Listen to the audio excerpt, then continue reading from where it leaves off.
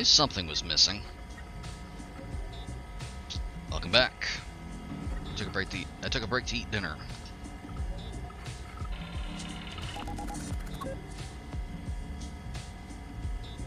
I hope you're all very excited to return to space. Hey, wait a fucking minute. Hang on.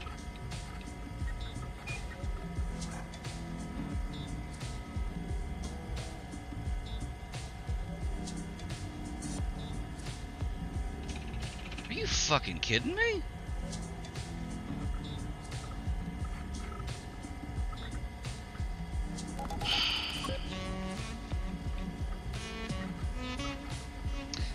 They're doing another Klingon recruitment event. Literally 2 days after I made a new one.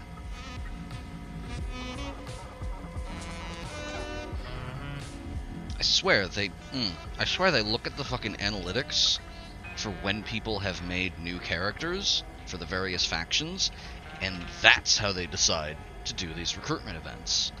They're just like, hey, a bunch of people made a bunch of fucking Romulans or whatever. Let's run the recruitment event right afterwards.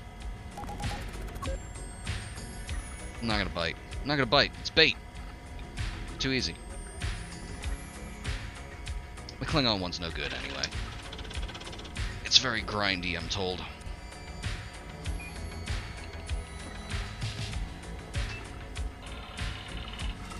I have actually had thoughts about how we would do the Romulan storyline if we do that.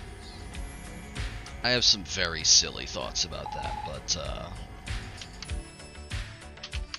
no, the one I made was I remade one of my older characters. It's Cardassian. They actually have playable ones now.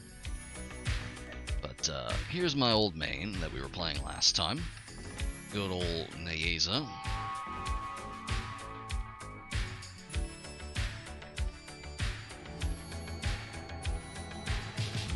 Where are we? Where did I leave off? Ah, we're nowhere. That's where we are.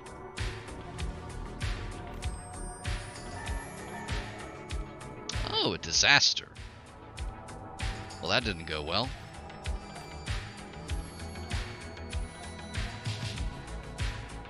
Let's see here. I gotta do my daily. I hope y'all are ready to see the new TFO that's been in the game for like 2 weeks now. It's very good. It's very well made. Kate Mulgrew's in it. The Terrans will be here soon to steal scientific data from Jupiter Station. It's our job to stop them. Welcome back.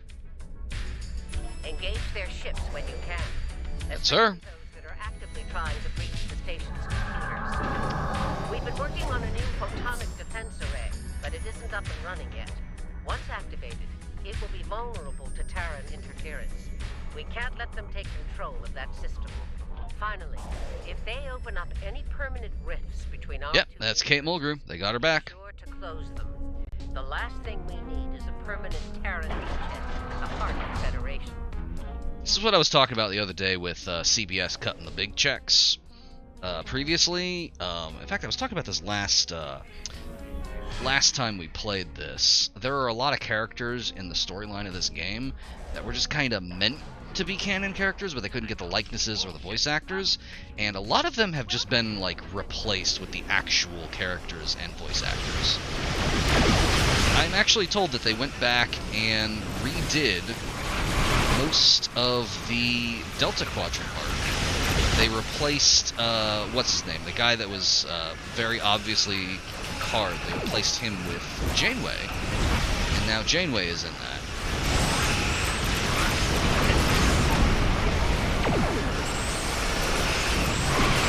Yeah, actual Janeway. They got Kate Mulgrew to like re-record all of the lines for that character along with some changes so that it like is actually the character of Janeway interacting with the other folks in that. I don't know if they got any of them back to re-record those lines though. I don't know if they got Tim Russ to like name her or anything like that.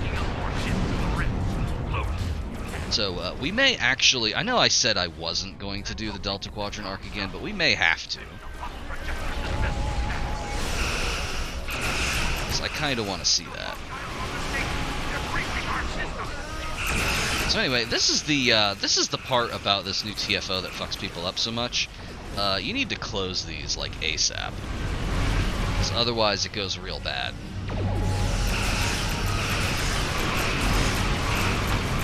You can't really face roll this one.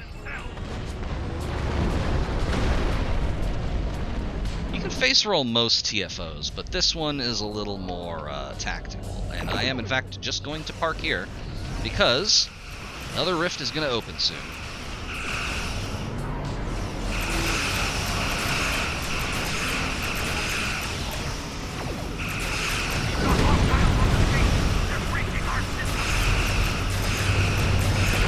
Let all these folks with their cash shop ships watch the station. Here, we're just going to be concerning ourselves with rifts.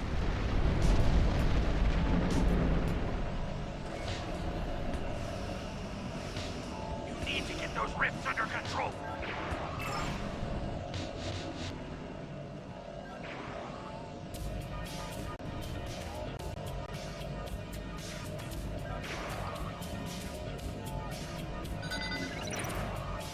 Come on. Come on, I'm waiting for you. You need to clear out the ships at Jupiter Station. They're timed perfectly so that when you start thinking, hey, maybe I should leave this and go to another spot, that's when they open.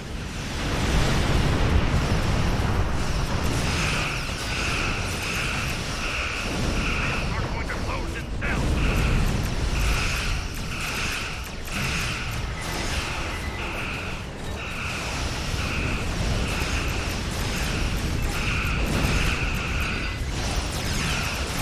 I'm playing like absolute garbage, but, you know.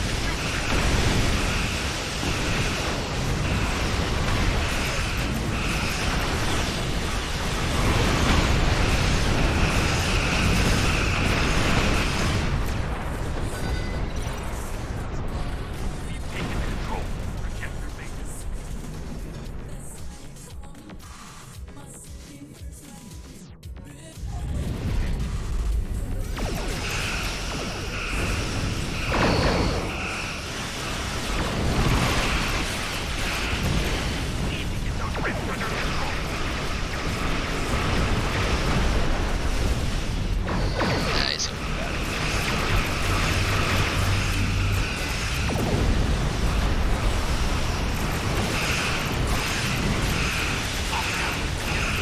Now they're hours from There we go. Time for the phase that sucks.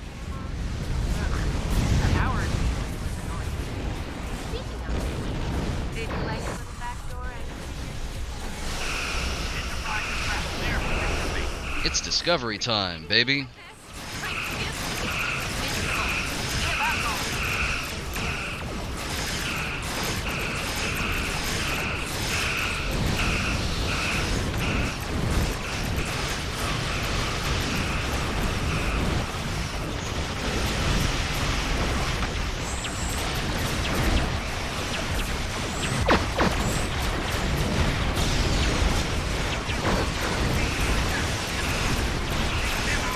They say you don't know what you got till it's gone.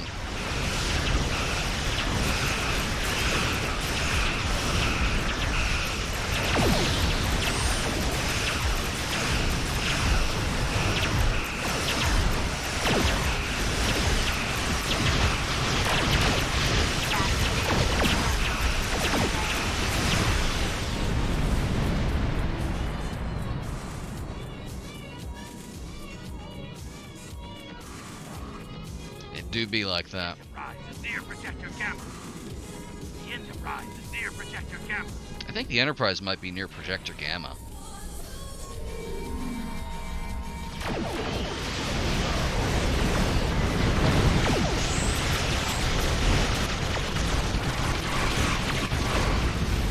Wow, they really aren't messing around with those repulsors.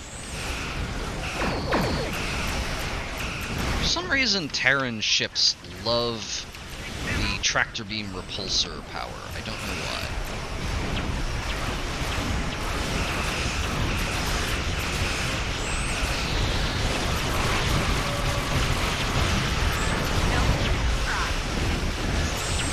Anyway, this is just how this section goes.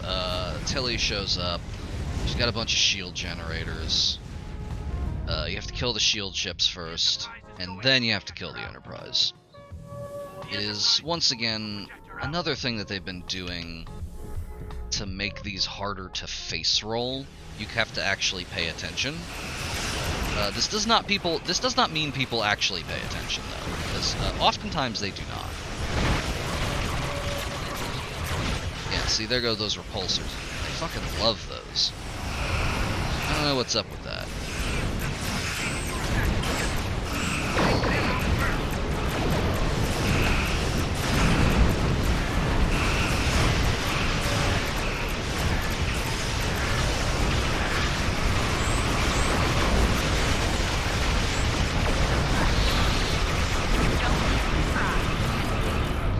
Disappointed. I was in one of these yesterday, and between really well-timed artillery barrages and like an entire other team of people in expensive cash shop ships, we did enough damage to take out the Enterprise in like one phase. It was amazing. Everyone else working in perfect harmony.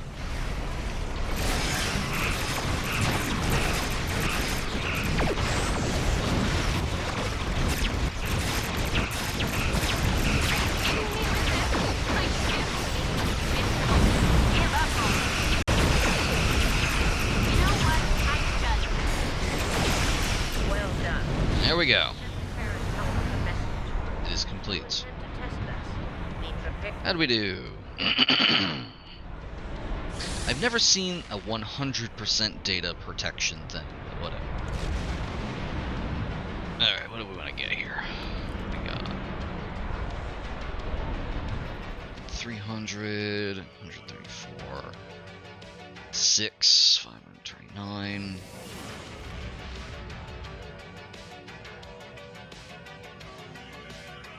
Let's get some new car marks. I'm never gonna go there.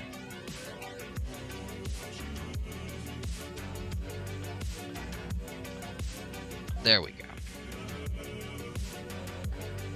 Let's bounce. I don't care about these items. Let's just warp directly into Jupiter's surface.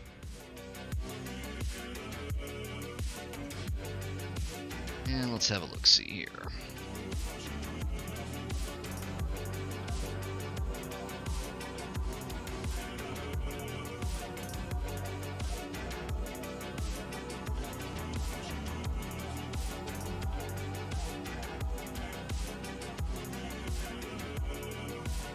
The hourly ones are less, like, efficient, since they use 15 per hour, but it's still a decent chunk of XP so long as you have the marks for it, and now that you basically don't have to do specific tasks to get marks anymore, you might as well. You can get them from any TFO, basically. Pretty much everything offers a choice of marks now. Patrols also offer a choice of marks. They don't offer many, but patrols are easy enough to blow through. Oh, I don't have enough for that one. And notably, each one of these here, when you get them to tier 5, it makes it so that every single other character on your account gets double XP for these reputation things. So if I can get all of these to 5, any other character will have a much easier time of going through these, which is helpful as they slowly crawl towards having I don't remember when they made this proclamation. It was a long time ago. In fact, it was probably 2 years ago, because that was the last time I played this game, when they said that they were moving towards, like, making more stuff account-based rather than character-based. The idea being that, you know, the player is the account, and, you know, encourage making new characters, that sort of thing. They have taken some very small steps towards this. There is, in fact, a whole just spate of stuff that I can unlock since I just have it on my account now. Difference, of course, being that stuff like these giveaways and whatnot are one-time only. So there's some stuff that's kind of halfway through there. In fact, actually, the one that I was looking at right there was the one that annoyed me specifically because I already made a Klingon character. This sucker right here, this is, hey, Den, you watched Picard. You may recognize this over-engineered piece of shit. It's a Zatvash disruptor. It looks dumb as hell, but it is pretty powerful. It also makes a cool noise. Yeah, I was going for a disruptor build on that other character, and that seemed like it was perfect for it. And then they were like, actually, we're going to do the recruitment event. Go to hell. But I'm not bitter. I'm not bitter. Anywho, where did we leave off? I believe last time we flipped through here, we were looking at stuff and basically just deciding that it was way too time-consuming to run through. I think we ended off on doing something with the Borg. Yeah, we did where angels fear to tread. That's what we did. There's some other stuff that we can do here.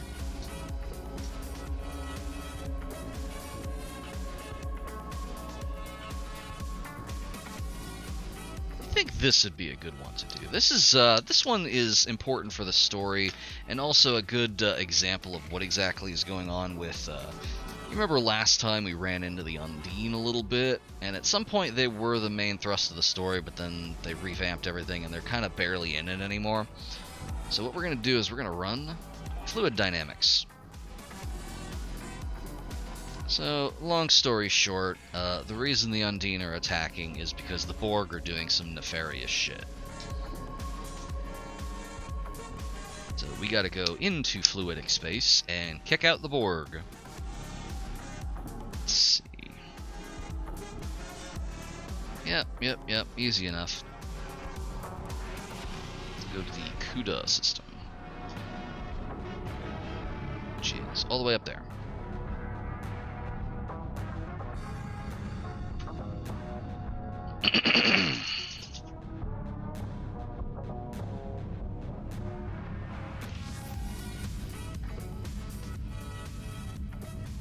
It's amazing that we're going warp 12.33 and it's still not fast enough. Currently, the other character I've been playing has a top speed of around warp 5.56, and it is interminable. Fortunately, I have a button that just makes travel times go.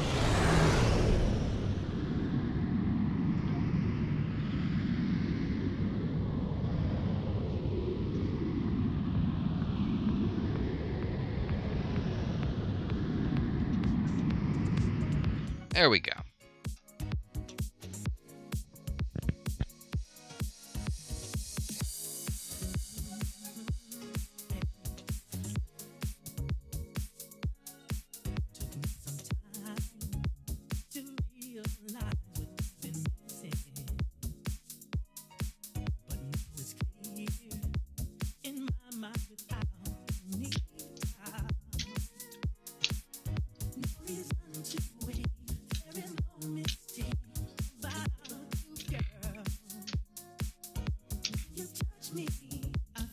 Take your time, game. There it goes. Welcome to the CUDA system. Hey, look who it is. The USS Voyager. I will provide tactical assistance on this mission. That's a privilege, Admiral. I studied the exploits of Voyager at Starfleet Academy. This is a lie. I am from the 23rd century, so Naeza has never heard of him. She's just being polite. Thank you. Your meteoric rise through the ranks is well known to me as well. Sensors indicate the division between normal and fluidic space is thinner here, making crossing much easier. The Undine have used this location in the past. We will use it now. Yeah. Bump up the voice volume a little bit. We're going to want to hear these. The majority of the fleet will remain here to protect this area.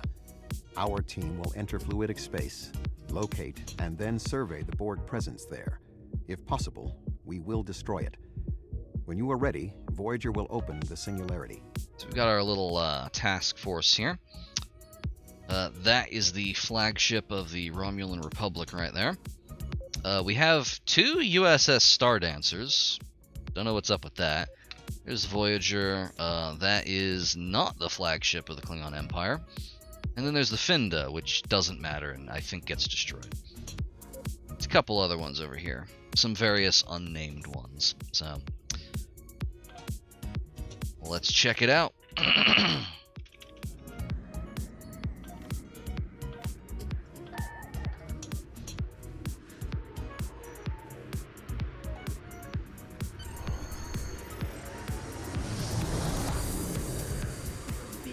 Zorp.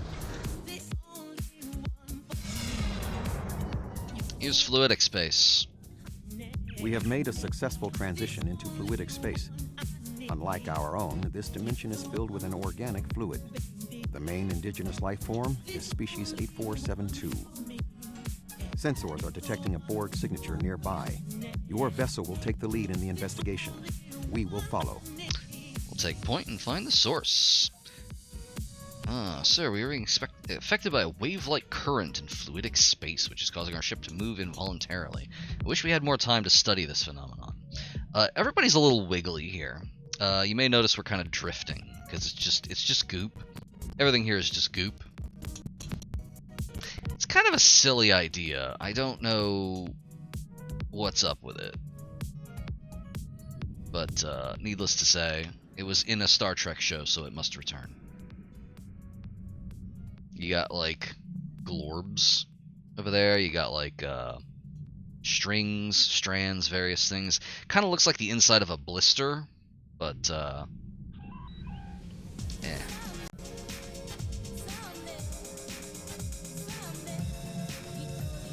We're drifting. We actually have, look at this, we have so much momentum that we're actually, I'm at full stop, but we're still sliding. An interplexing beacon. The Borg must not be able to transmit their subspace frequencies as easily through the organic fluid. Signal boosters, basically. Interplexing beacons are one of the things that Borg ships use to, like, communicate. If I recall, it's one of the things they made up in Voyager.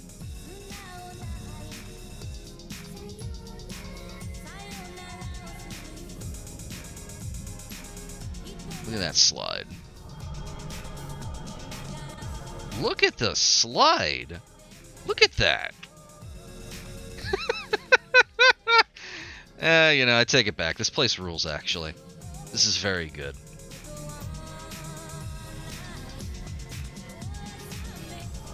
Somebody crank the fucking Eurobeat.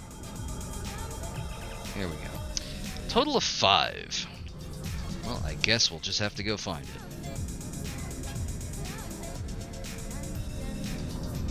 I am actually just gonna put our power in speed. We're just gonna use like a little itty bitty burst so that we don't go completely Tokyo drift past these things.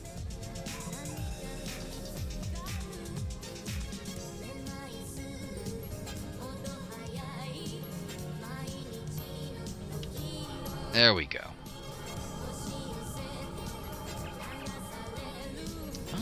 Subspace transmission from within fluidic space with a Starfleet signature.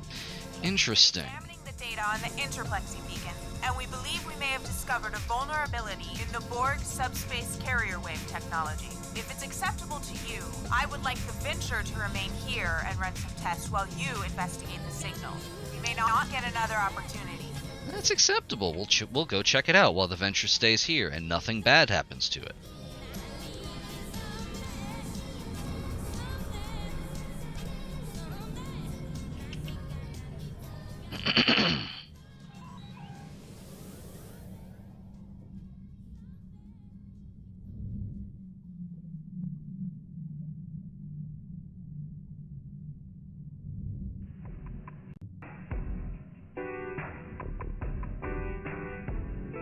Well, that looks encouraging. This landmass is unique in fluidic space. It is not a planet by Starfleet definitions. If I had to categorize it, I would say it is similar to the coral reefs found in Earth's oceans. The ground itself is a framework for living creatures. Fascinating. We are detecting a number of ships in the area.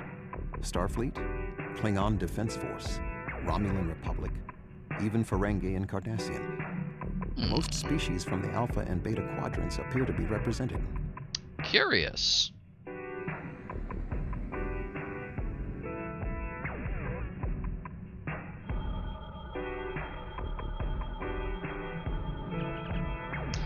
These ships have identical configurations to ships found in the Alpha and Beta quadrants, but they cannot have been constructed there. I'm detecting alloys that are not used in standard ship construction.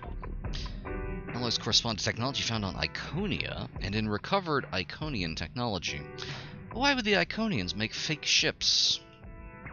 Ah, some kind of gateway opening. Huge fleet coming through.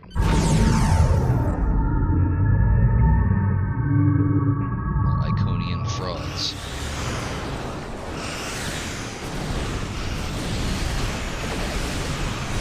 Dean are destroying.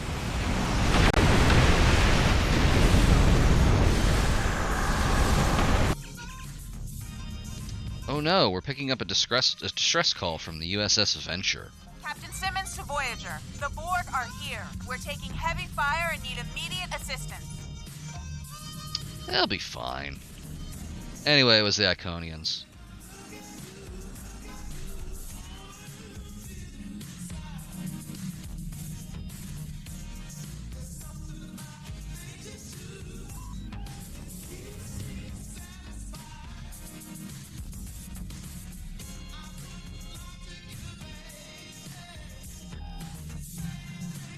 What are you doing over here?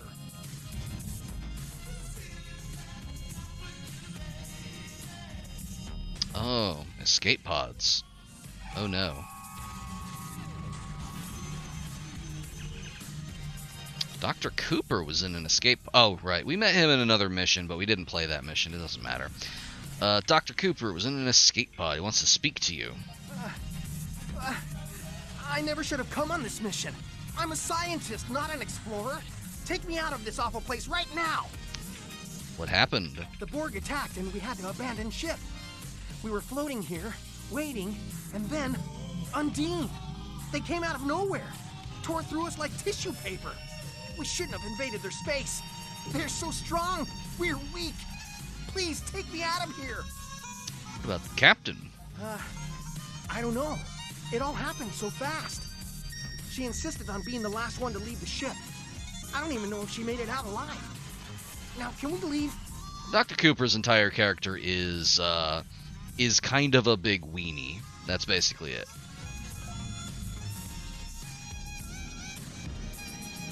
He shows up pretty much anytime they need a cowardly scientist to do something. In the mission he shows up in, he's on a planet that's being assimilated by the Borg, which he's very unhappy about. And after this, he is part of the Dyson Sphere storyline, where a bunch of other stuff happens that he's not happy about. I'm gonna try and kill my velocity here. Nope, I missed. I was trying to just crash into it. Oh, the last beacon is handling a significant amount of traffic. You know,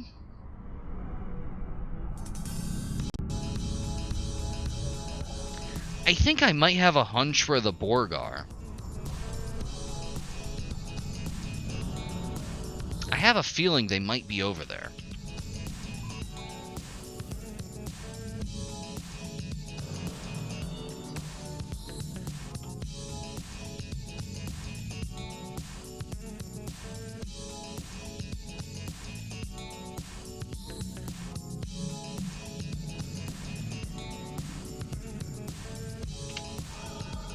This mission is kind of an interesting intermediary point. between like older style missions and then when they started getting professional voice acting and then newer style missions, you may notice we're actually talking a lot to our own bridge crew, none of whom have voices because of course they're custom characters. In more recent missions, what they do is they have like they'll have like a character, like a known voiced character who joins you on your ship and does a lot of this talking.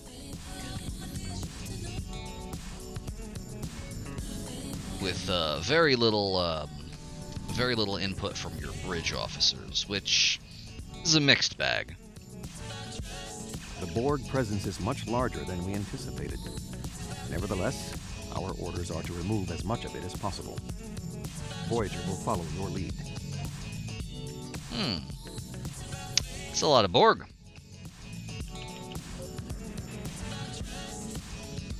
Is that a Borg Unimatrix? It is an impressive structure.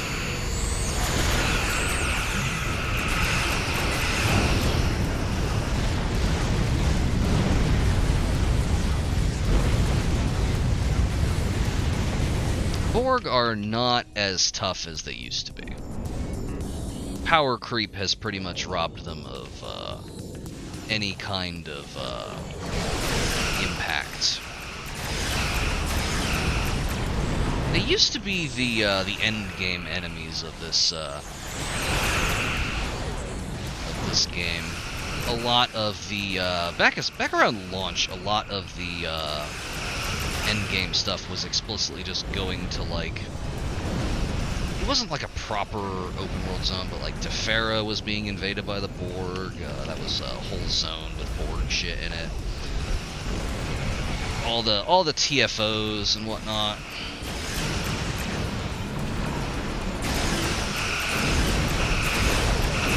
But they raised the level cap. They added more missions so that the Borg are not so much the end of the game anymore as they are just kind of a speed bump.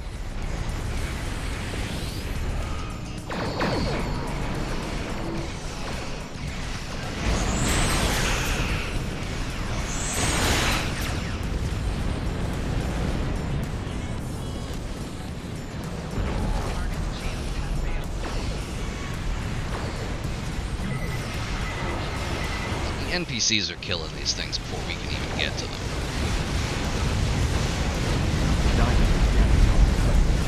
We must destroy it before we can retreat. Check out V'ger over there, by the way.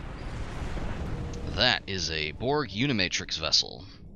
That red alert that we did last time we played was fighting one of those things.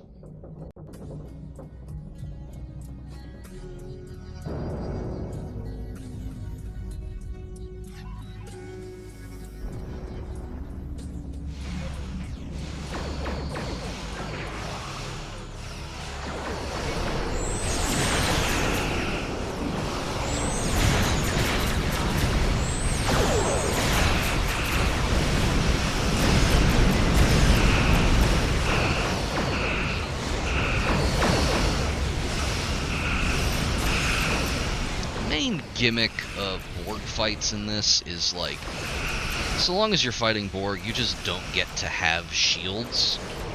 They have a weapon that just immediately neutralizes your shields, basically, which is accurate to the show. That was a thing that they did a lot on there. And when your shields are down, they like to beam over boarding parties. Anytime you see the top and bottom of the screen turn red, that means that there is currently a Borg boarding party aboard the ship. You have to clear it with a tactical team. Otherwise, they start to sabotage your ship.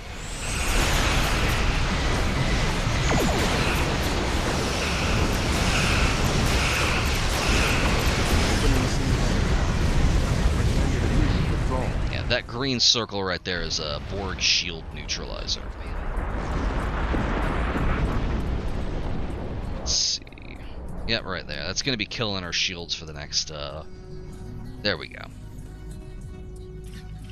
But our work here is done. So we're going to get out of here.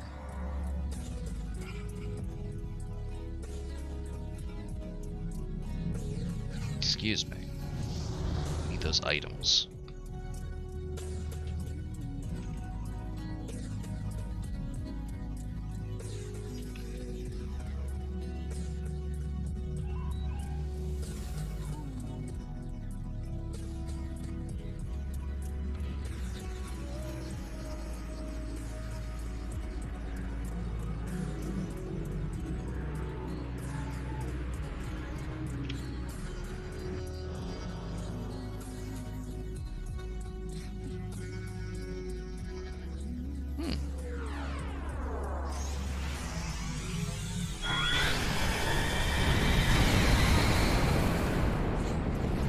little configuration thing they do there is what they do when they blow up a planet. In this case, they blew up the Unimatrix vessel.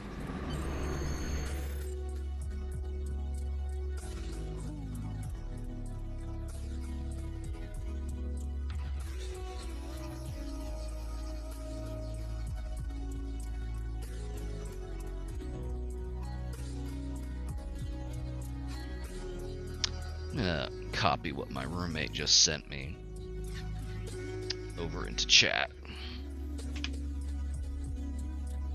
Make of that what you will.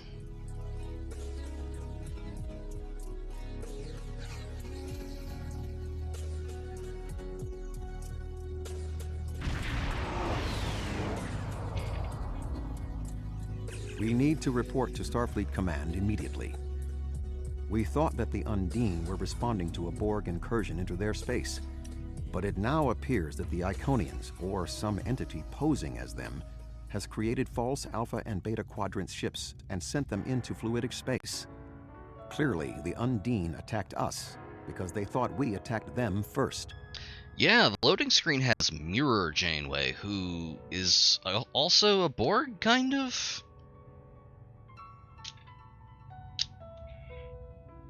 There is some good news.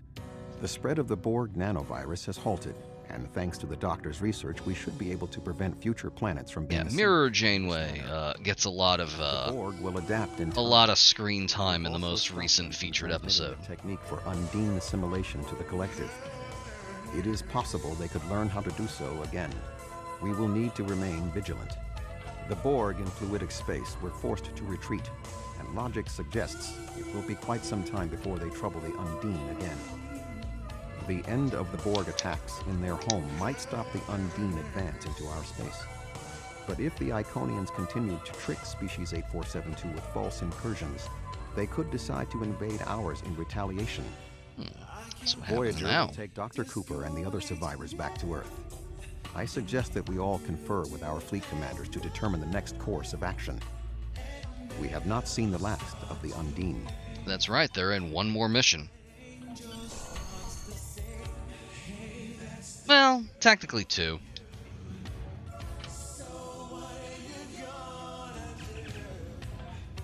Well, let's get out of here. So anyway, that's what's going on with all of that. You saw the goop dimension. You saw that the Iconians are doing nefarious shit. There's this guy who doesn't have a voice. I don't remember what his deal is. They love doing nefarious shit. He's just summarizing what we learned here. It's the Iconians, don't worry about it. Oh, look at that, we can get a current lockbox. I'm just gonna pick the beam array and then immediately recycle it. Or I'll just salvage it. Yeah, that works. Oh, I forgot to open our little loot boxes here. Our various equipment requisitions. They broke this in the most recent patch. I don't know why. Alright, let's see here. This is all useless as far as I'm concerned. Just go ahead and recycle all of that.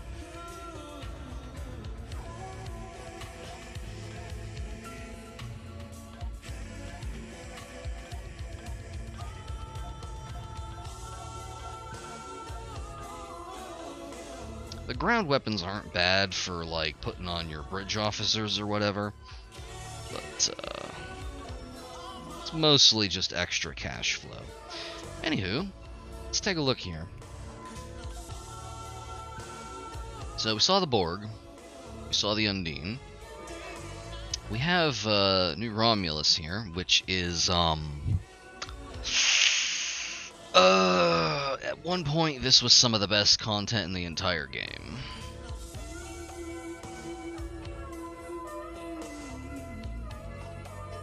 I would not say that it is still that.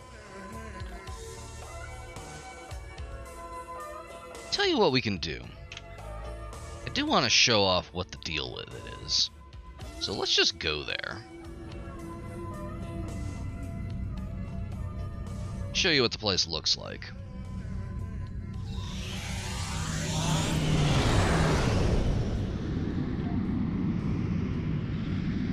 the way, I'm plotting a course twice because when you engage the slipstream drive, it loses your current target and it stops auto-navigating or whatever, which is why we kept shooting past places last time. So...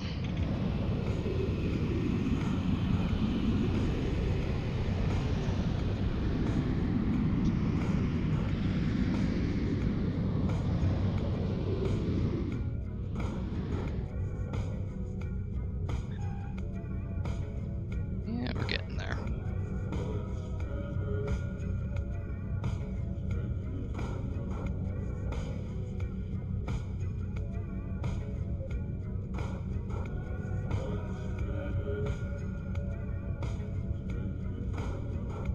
Server not responding.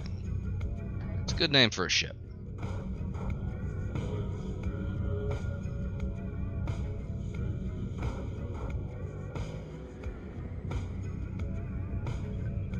Anyway, here's New Romulus.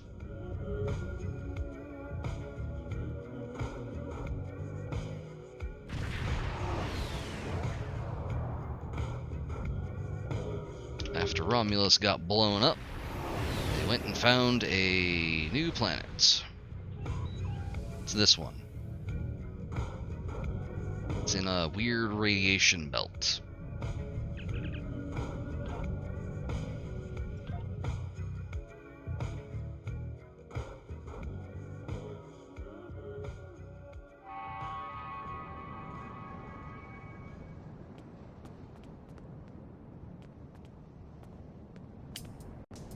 It's been something like, I don't know, like 5 or 6 years since that expansion came out. They're still just kind of building this place. They never finished it. I don't know what's up with that. The Remans live down there, but they love it. Don't worry about it. There's a fast travel system here. You can beam around to various places.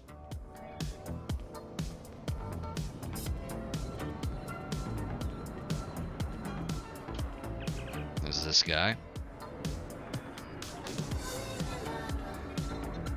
Bunch of people here.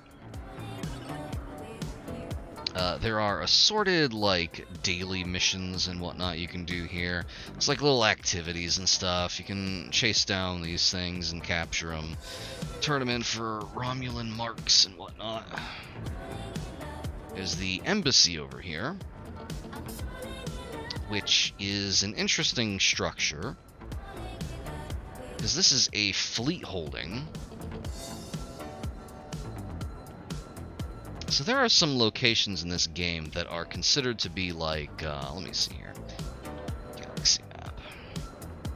Alright, so if you're in a fleet, there are areas in here that are considered to be fleet holdings, and like in the fiction of the game, your fleet is the one holding them. So like the Federation Fleet Starbase, that is a thing that is held by your fleet.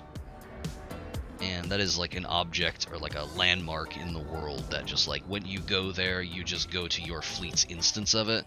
Same deal with Deep Space K7. Let's see here. The Klingon Fleet Starbase is over here. There's a couple other places. There's a spire in the Dyson Sphere that your fleet can own. We haven't gotten there yet. It's a colony over here on Dranur. I think... No, K13 is the other fleet holding. I totally forgot about that one. I don't remember what Deep Space K7's deal is. I think that might be the Ghost Station, possibly. I don't remember. We might do the Ghost mission at some point. Anywho, let's see.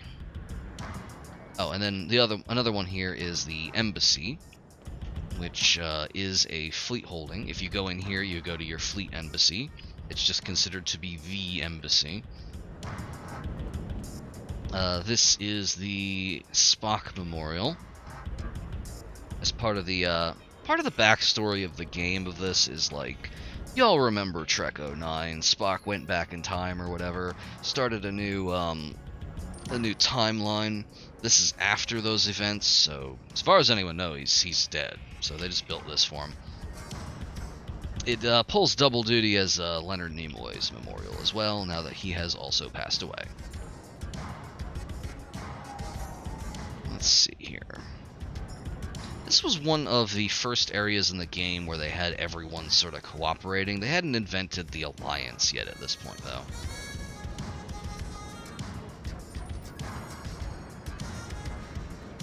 Yeah, here we go. Here's one of the little daily missions you can do. You can do radiation scanning. It kind of sucks. At one point in the game, the only way to get Romulan marks was to do these repeatable missions, and it was interminable. This place is very pretty, and I have the music off. It has some of the best music in the entire game. A whole bunch of which I stole for the game, by the way. That really cool, chill, kind of mournful sounding track that plays on the map screen on the extremely rare occasions we go there, that's from this game. Oh yeah, and they have DOF assignments as well. We get data chips as reward. We get basically nothing else, so we're not going to bother with that. This is a...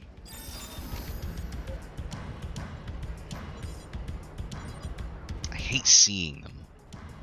Anywho, this is a very, very big zone. This was like one of the first very big, like large-scale open world zones they put in.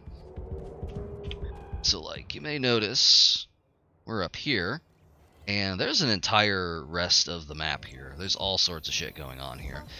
Each one of those little things that we saw on the fast travel goes to these diamonds here. So you can sort of teleport around to these various areas. Each one has its own thing going on. We're not going to bother with any of it. But we will cross this bridge here.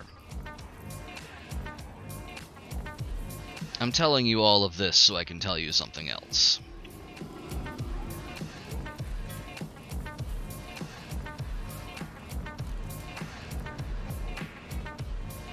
The overarching story of this, as conveyed through the New Romulus reputation system here, originally, and at some point they decoupled this from the reputation system. They're just a mission chain now.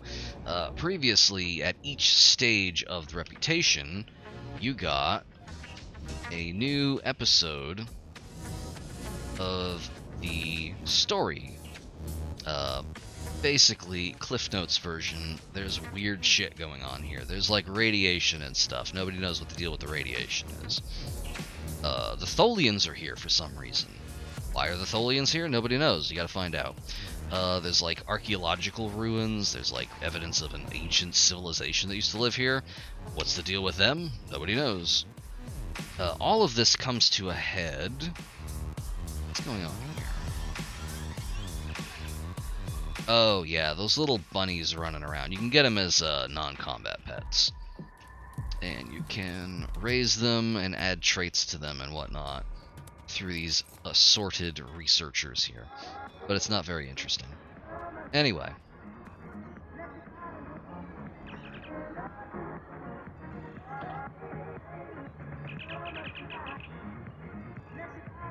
We're going to go to the underground ruins. Yep, this is where I want to be. Yeah, it's... I can't believe that...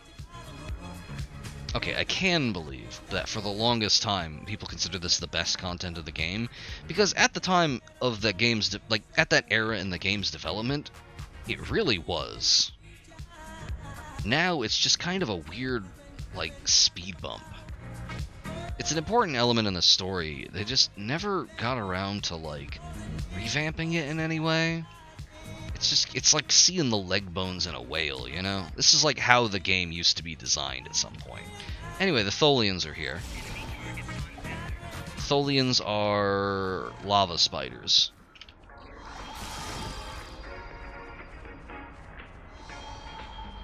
They're from a particular episode of the original series. And then they came back in Enterprise at some point.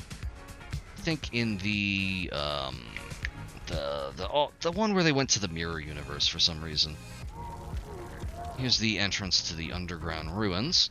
And here is where we're going to be going for the next mission we're doing. All of the stuff on New Romulus leads up to the power source. I think that's the right one. Let me see.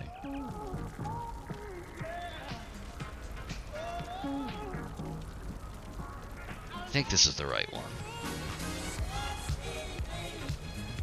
Or is it Secrets of the Ancient? Have been detected in the underground ruins on New Romulus. We need you to clear a path to the lowest levels and then signal us. So that I forgot about this. Okay, this is the real. Okay. There's a lot of reasons this sucks, but there's the real reason why this zone sucks.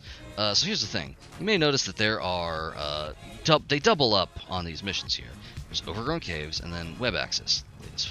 Power Source, Secrets of the Ancients, Mountain Base, Shuttle Codes. What's happening here is this is how they ended up organizing it for the new episode interface thing. This didn't used to be how it was. It was all based on like contacts in here. Yeah, because they don't tell you the trick. They don't tell you the trick for how it works. Every one of these episodes here that has the same icon takes place on the same map. So what you're supposed to do is you're supposed to take the staging area mission and the hidden camera mission, because what happens is while you're doing staging area, the objective for hidden camera is inside it. If you don't do that, then the only way to do hidden camera is to do staging area again. So you have to do the mission twice. Same deal with Mountain Base. Mountain Base, I had to play that mission 5 fucking times. Overgrown Caves, Web Access, same deal. Findings, that's just a cutscene basically. And then Power Source and Secret of the Ancients. I couldn't remember which one of these is the mission. Joke's on me. Both of them are the last mission, because this is just an objective in the final level. So what we're actually going to do is we're going to take both of these. And we're going to do the last mission of the New Romulus quest chain. We're going to bring the whole squad.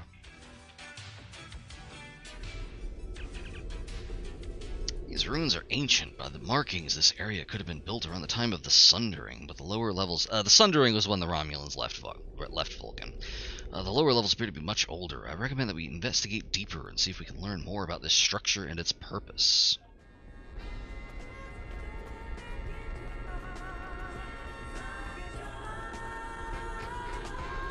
I hate these old-style maps here. There's no verticality to them. Everything's just kind of tiles placed haphazardly on here, so like, is that a left turn going into the next area? Who knows? Oh, usually well preserved, not even any dust. They must have been completely sealed until recent seismic activity opened them.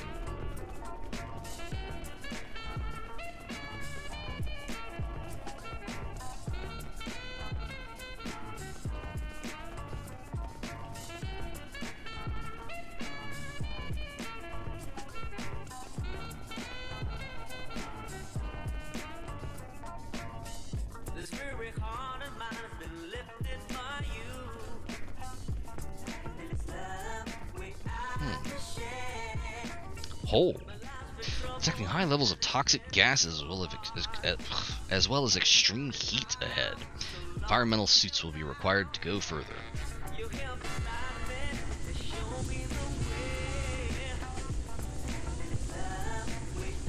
Everyone just... Oh, and then they took them back off. There's something real weird going on with the EV system, the EV suit system here. Used to be, EV suits were just like a different kind of armor that you had to manually put on. At some point, they added the EV suit slot, which is a really good like quality of life thing. I have them filled on all of my bridge officers, except for the ones that I don't bother with, like this creepy motherfucker right here. I got him from Terminal Expanse, I think. I don't remember. Anywho, everybody's got an EV suit. Previously, you had to manually equip them. Now you don't have to manually equip them. But that does mean that, yeah, things will just kind of like, you'll just kind of flicker in and out of them as the game like requires you to have them, which can get real weird at some points.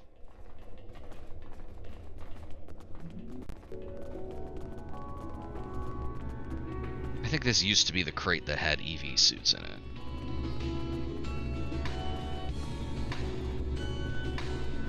But anywho, let's head on in.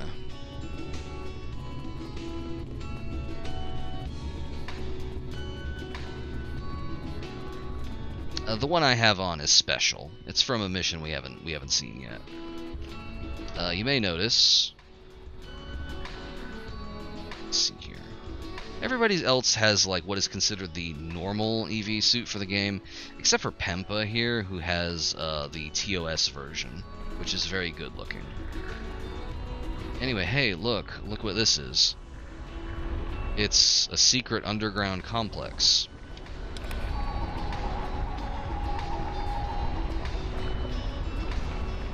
Should send a geology team down here.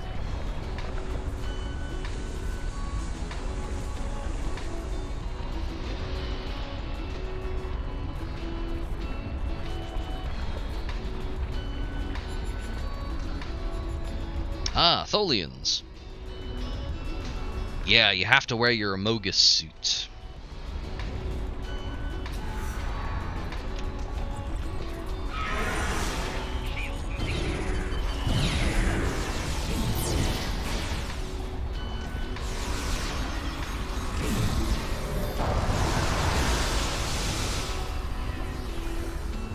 I don't actually know how they, like... I think it uses the stats for the suit while you're in here, so you are still losing however much armor that is. Like, the EV suits are not very good armor, unless you have, like, a weird special one like I do. This actually has decent stats. Previously, before I got this sucker right here, I would just wear the Solinae Marksman suit as armor. It had decent enough stats. Oh, here we go. Now that we're in the light, you can actually see what's going on with Pempa here. Check out that fucking EV suit. That is prime 60s costuming right there.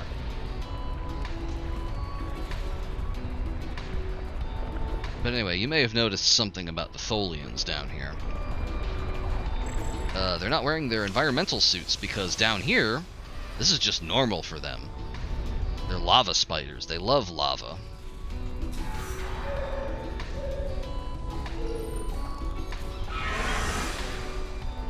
They don't love throwing knives, though. In fact, I would go so far as to say they hate them.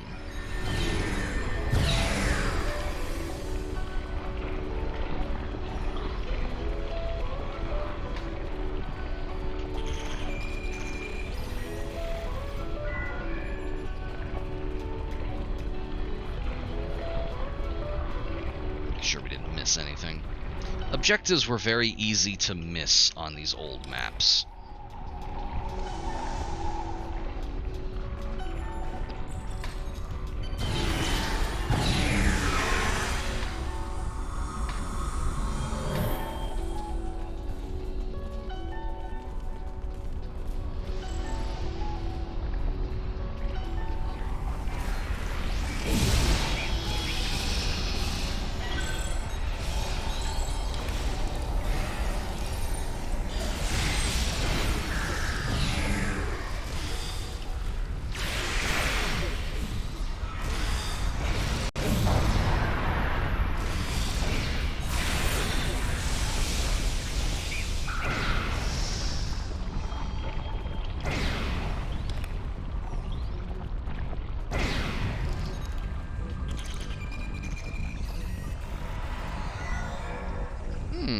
Whoa, what's this? It's a Day 1 panel.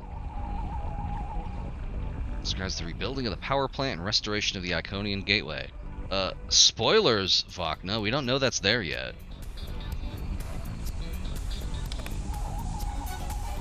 There's an Iconian Gateway downstairs.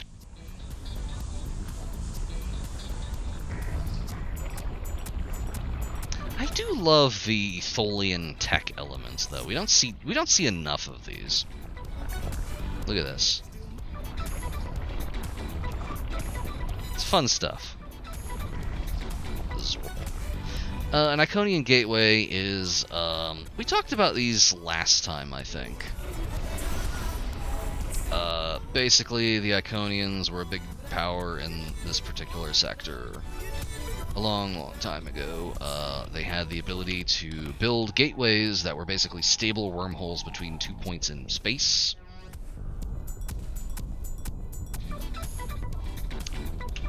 It's so fucking weird that they have these lore panels before this, because the reveal of the gate is supposed to be a big deal.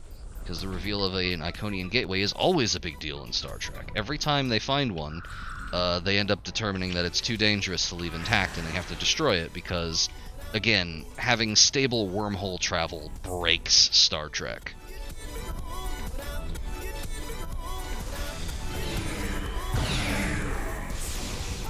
Anyway, back in ye olden times, the Iconians had this incredible technology that basically just breaks space travel.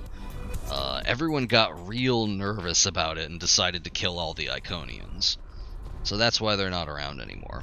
But all of their stuff is still around, and occasionally people find more of it. And then it usually ends up being used for nefarious means, but it almost always ends with whatever the captain is on the show just being like, maybe the Iconians weren't the devils people made them out to be. Perhaps they had good intentions, but their technology has simply been used for nefarious things now that they're gone.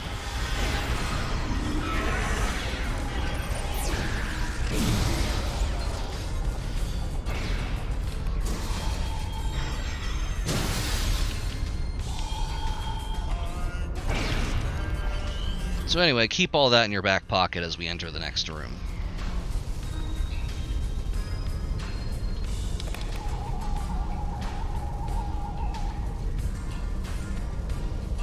Although the statue is Daewon, the Daewons were the people that used to live here.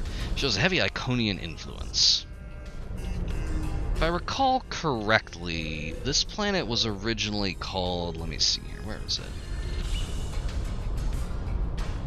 Oh, I thought this was like the Daewon sector or something. This was like Tau Dewa something or other before the Romulans landed and were like, this is Molrihan now. The Daewons are all dead though, so it's fine. Anyway, hey, check this shit out.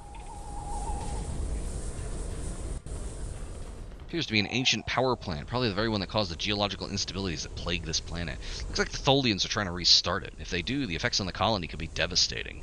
Yeah, the last time this thing was turned on, it turned the surface into molten lava and killed all of the Daewons. The Tholians aren't concerned about that because they love lava, as we've established, so it doesn't really matter to them. Does kind of matter to us, so we're going to take them out.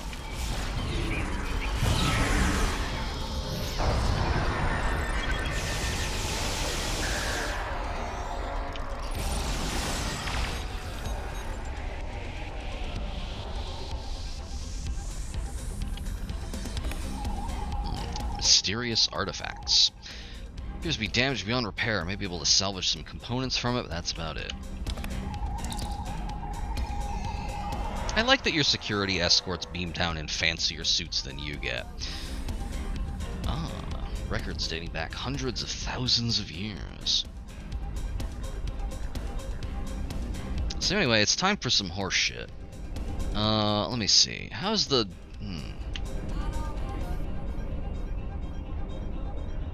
I think if I remember correctly, the meta for how to do this is we just plonk everybody down there.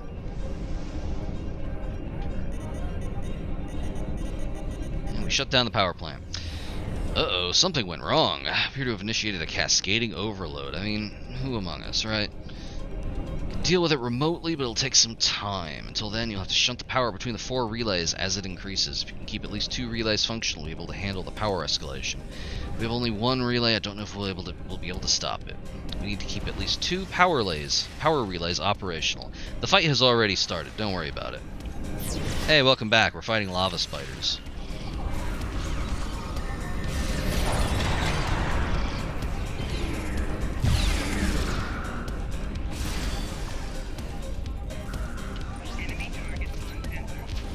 There we go.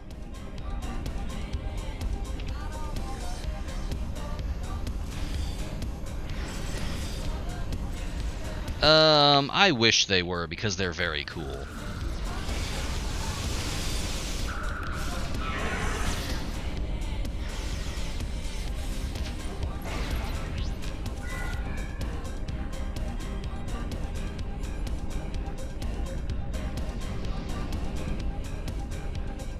In ye olde Star Trek lore, the Tholians are like violent xenophobes who hate anything that is not also silicon-based like themselves.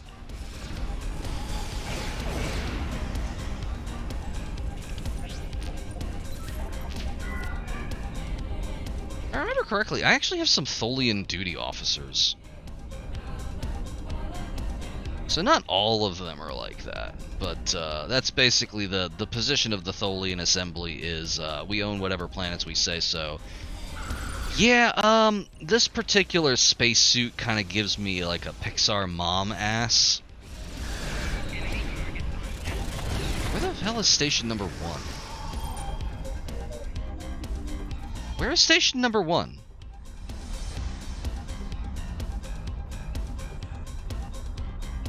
It said station number 1 is overloading. Where is station number 1? I guess this was station number 1. Whatever. I know this is number 2. We only need 2 of these things to be intact.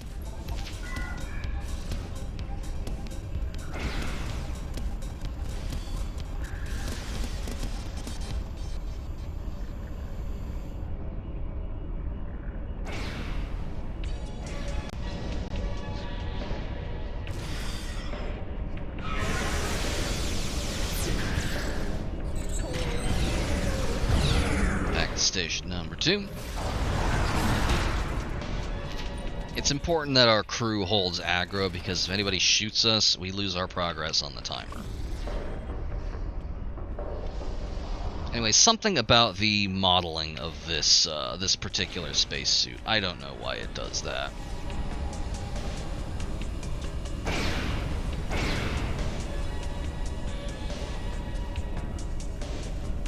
Station number 3.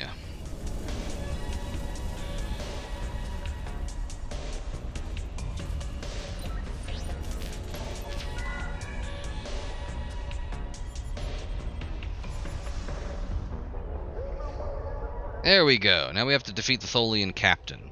This big motherfucker who just zorped in. We're gonna be playing this one real gingerly. This guy is not messing around.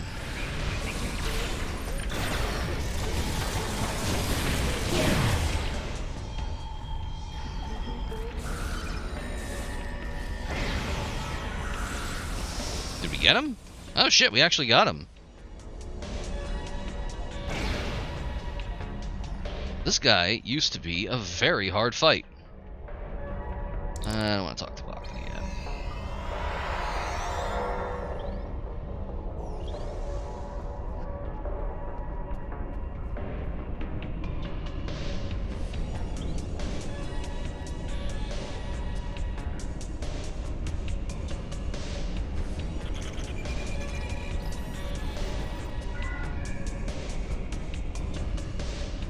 I don't remember if this is part of like an accolade or what.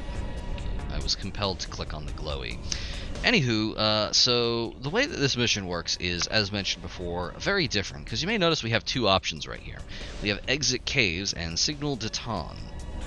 To do the other mission we have down here, Secrets of the Ancient, what we need to do is we need to press this button. Problem is, it's very easy to press the wrong one. And if you press the wrong one, you have to do this all over again. This is what happened to me when I was doing the mountain base.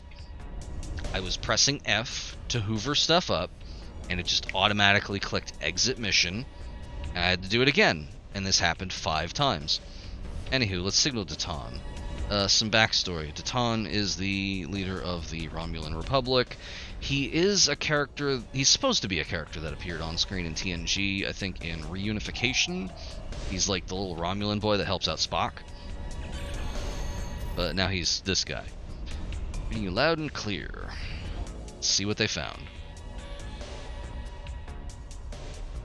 I received your signal. Thank you for calling us down. I knew we could count on you. Sir, I think I found some kind of log or recording. Can you activate it? I'm not sure. It has some iconography similar to artifacts found in the Isha Forest Cave. This symbol in particular looks... Uh-oh.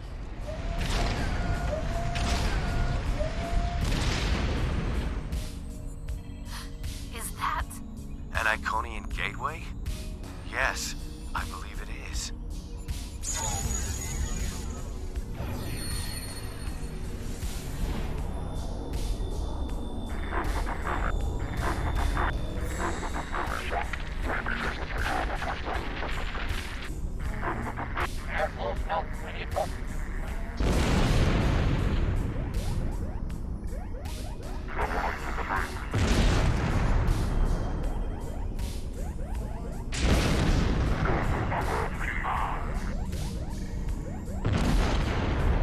Is that an Iconian running through the gateway? Could that be an Iconian? I think another recording is starting.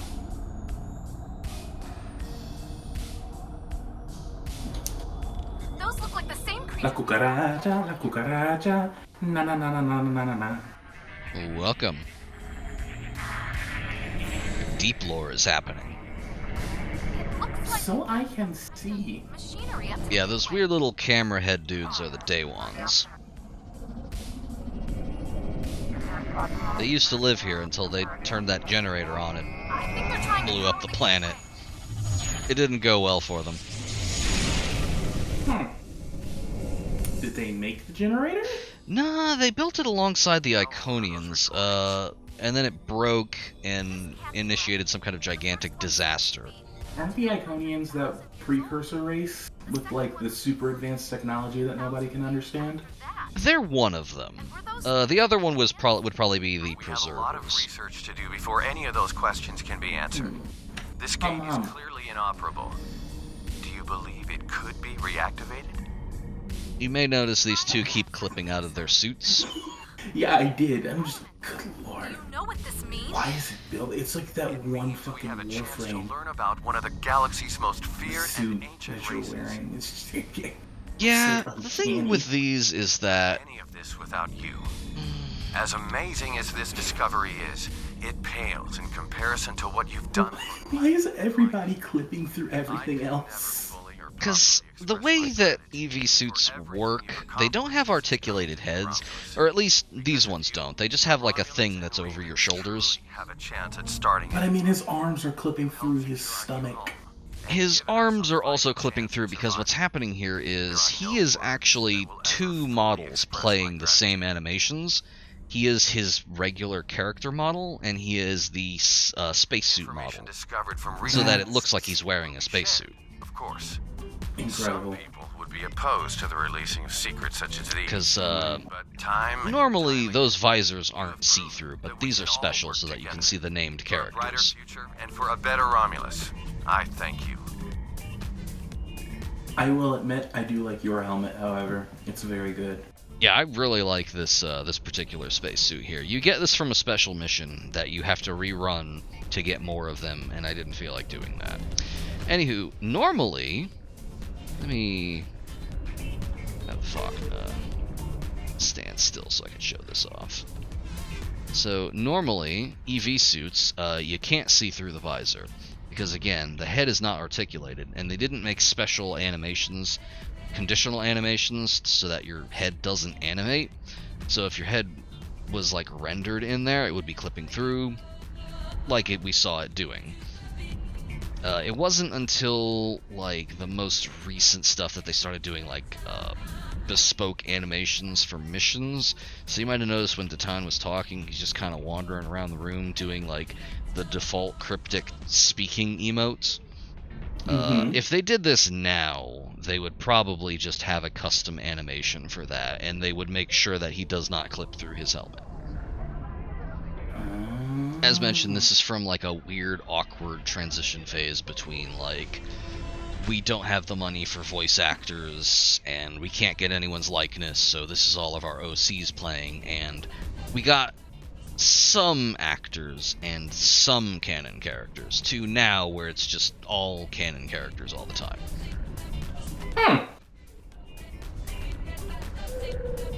Again, it's a lot like seeing the leg bones in a whale. It's weird. I will admit, there is a part of me that kind of feels like isn't this game supposed to be set like super far in the future? I forget what year it's supposed to be. Like, it was supposed to, if I remember correctly, like, it's supposed to kind of be its own era. Oh, like of Star Trek? Sort of, yeah. It takes place, I was mentioning earlier, it takes place after the events that spurred the 2009 reboot. The whole thing about Romulus getting blown up by a star that exploded.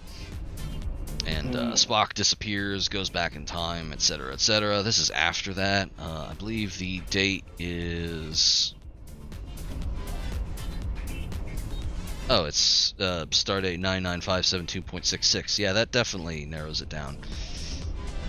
Let me see.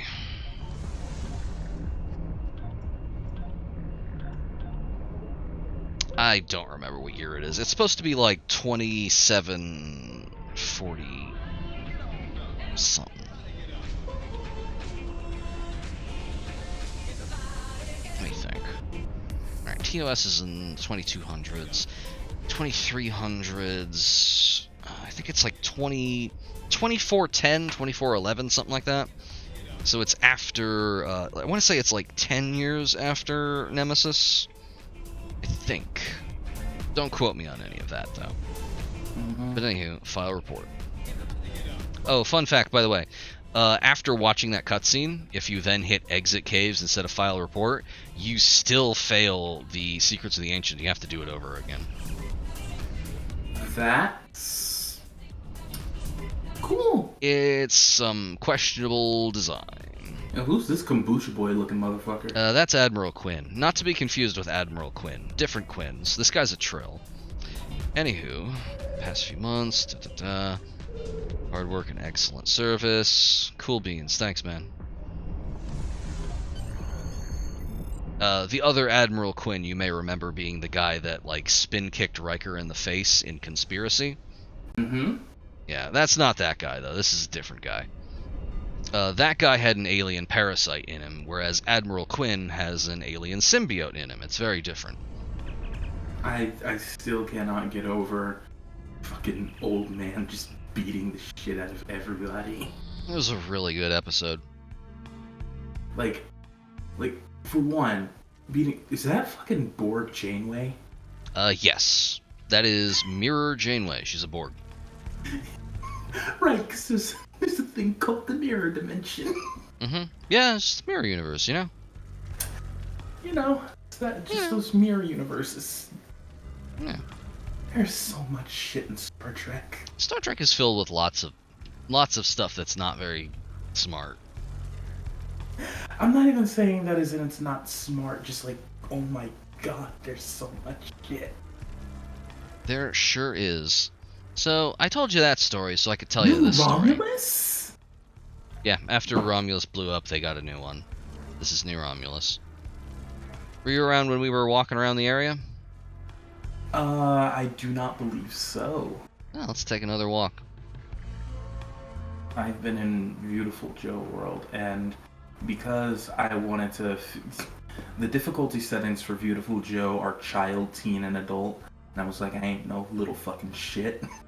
Hmm. So I decided to play on hard, and, well, I got my ass beat.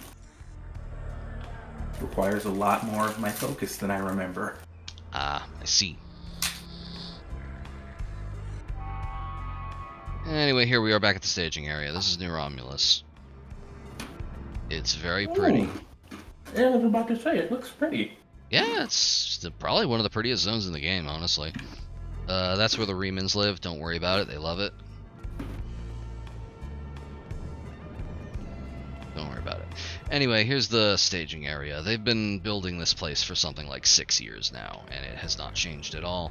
It's just kind of weirdly in stasis. I wish I could replay the staging area cutscene, because Deton says something very funny about that, and I don't remember what it was. He basically just says, like, yeah, don't worry about it. They love it down there. It's fine. There's the embassy up there. In fact, we can just visit the embassy. I'm in a fleet right now, so I actually can just do that. To gain some sort of... As you can see, my brain is somewhat fried right now. Same. The Romulans and the Remans are named after Romulus and Remus, the sons of Rome, right? This is correct. And they're supposed to be based on Imperial Rome and the Rome that didn't have an emperor but was still pretty brutal. Yes. Okay. They were the original space Romans, basically. Back in TOS, this was very uncomplicated. They were just, the Romulans are, they have Roman officer titles and stuff. They're the bad guys. They're kind of the Soviets whenever the Klingons weren't being the Soviets. You know what I'm gonna say, Cal? Yeah? Destiny has the better space Romans. Yeah, I'd buy that. Not even on anything, just on design alone. Now that I've gotten to see the Romulans a dozen times, I'm just like, you guys are way more boring than I would have expected space Romans to be. You're not even like the Fallout New Vegas Romans. Yeah, so the thing about, like, a lot of this is just, as we were talking about earlier, Star Trek just has a lot of stuff in it. There's a lot of just compounded lore. Like, 50, 60 years of compounded lore, basically. Back in ye olde TOS Star Trek, there was an episode called Balance of Terror, which is just a single episode where they were like, well, let's just introduce some aliens. What do we now do with the aliens? It was calling the Romulans. They're like space Romans. What do they look like? Well, our costume budget is $5, so they just kind of look like Spock. Let's make them look like Vulcans. Hey, if we make them look like Vulcans, we can do a very special episode about space racism. We'll have them look like Vulcans. Well, wait, hang on. If they know of the Romulans, how do they not know they look like Vulcans? Oh, because this is 60s sci-fi. Will say that back in the old days when there was the Earth-Romulan War, it was conducted entirely through subspace radio and flinging nukes at each other. Nobody ever saw them. Anywho, that episode is ridiculous. It's good, but it's ridiculous. They get in a fight with a single Romulan ship. There's a commander played by Mark Lenard, who later played Sarek, Spock's father, because he did a really good job, and they brought him back.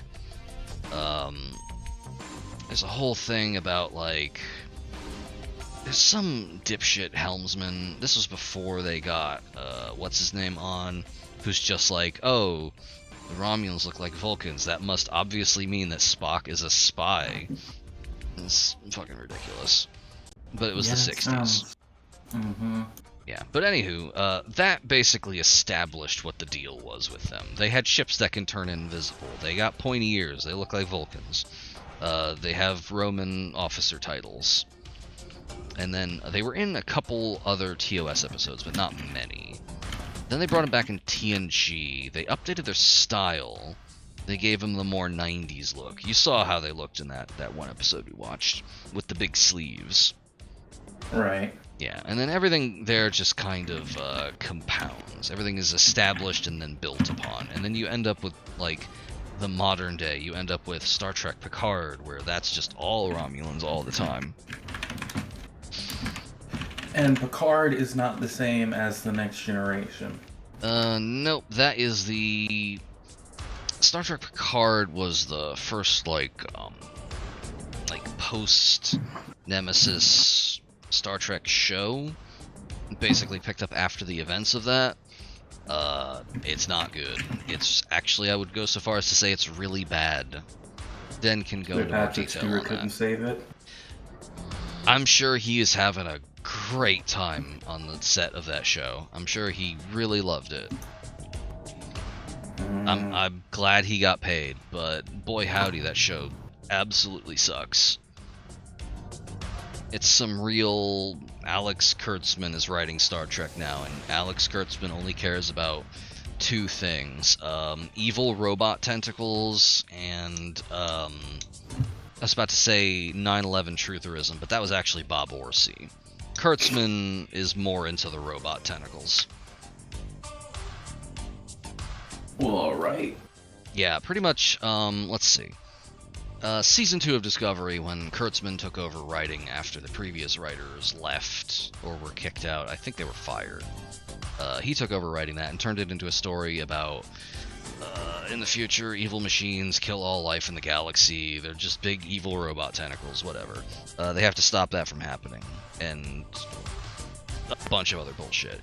Then he writes most of the overarching story of Star Trek Picard, which is also a story about evil machines from the future coming back to kill all life in the galaxy, and also they look like evil robot tentacles. He did it twice. You know, If it's not a lot, broke, but it's don't weird fix that it it. happened twice, that sort of thing. Right. Mhm. If it's not broke, don't fix it. Or It's whatever he thought. it is broke. It absolutely sucks. It reminds me of that old Kevin Smith anecdote about the guy who wrote Wild Wild West and wanted there to be a giant robot spider in it. Whenever you say that, I get that there's some sort of movie, but all I default to is the Wild Wild West. You know, the fucking Will Smith song. Yeah, from that movie, we watched it. Oh god, it is from the same thing. Yeah, do you remember that movie? Did we watch it? Yeah, we Was did. I It's around that for it? forgettable. It's a giant robot spider in it. I think I would have remembered the giant robots, but I might not have been around for it. I'm not surprised you don't remember it because it is a very forgettable movie for how weird it is. Huh.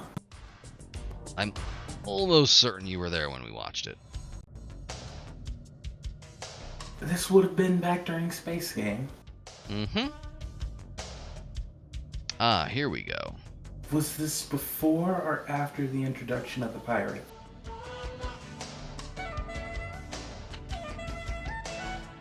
I do not remember. Because you gotta remember, if it came before, then I wasn't around yet. Let me take a look. I need to check that. I am like 99% certain. Because I remember most of the... I remember most of the movies. If you said we watched a certain movie, there's a good chance that I could drag up the memories of it. But I do not remember... I would have remembered the robot spider.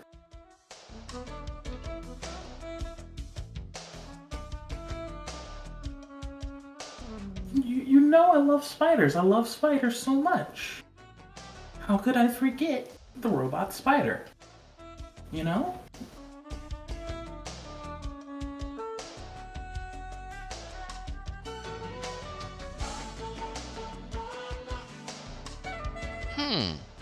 Yeah, no, you're right. You weren't there.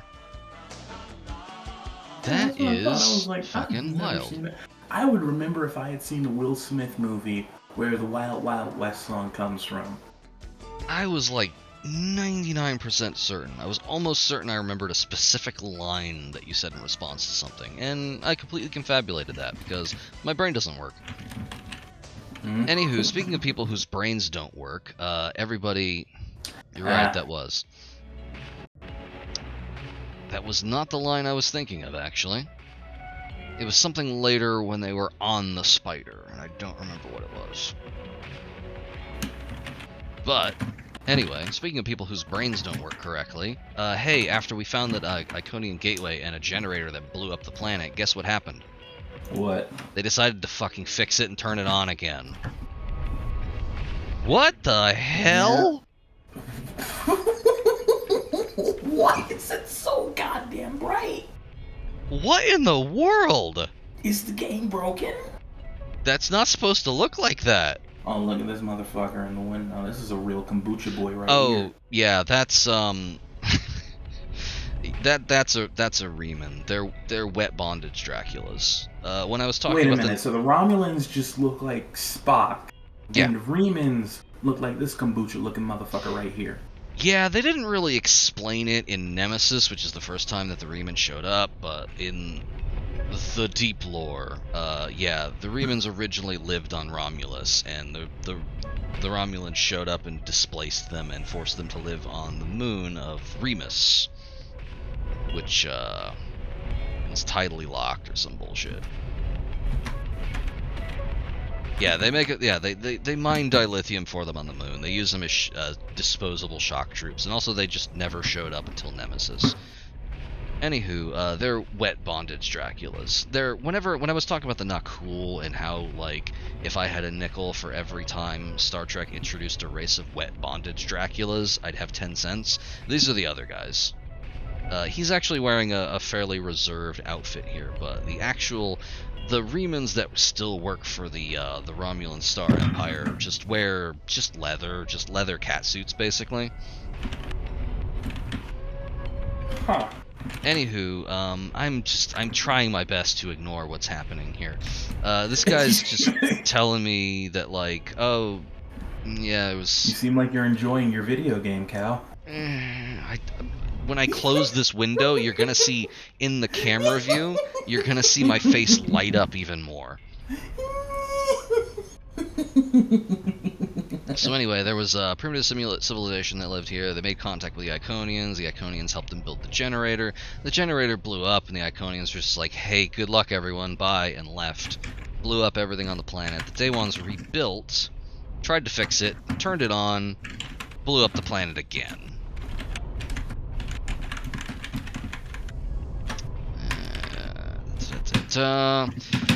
And they've just decided to turn it on again.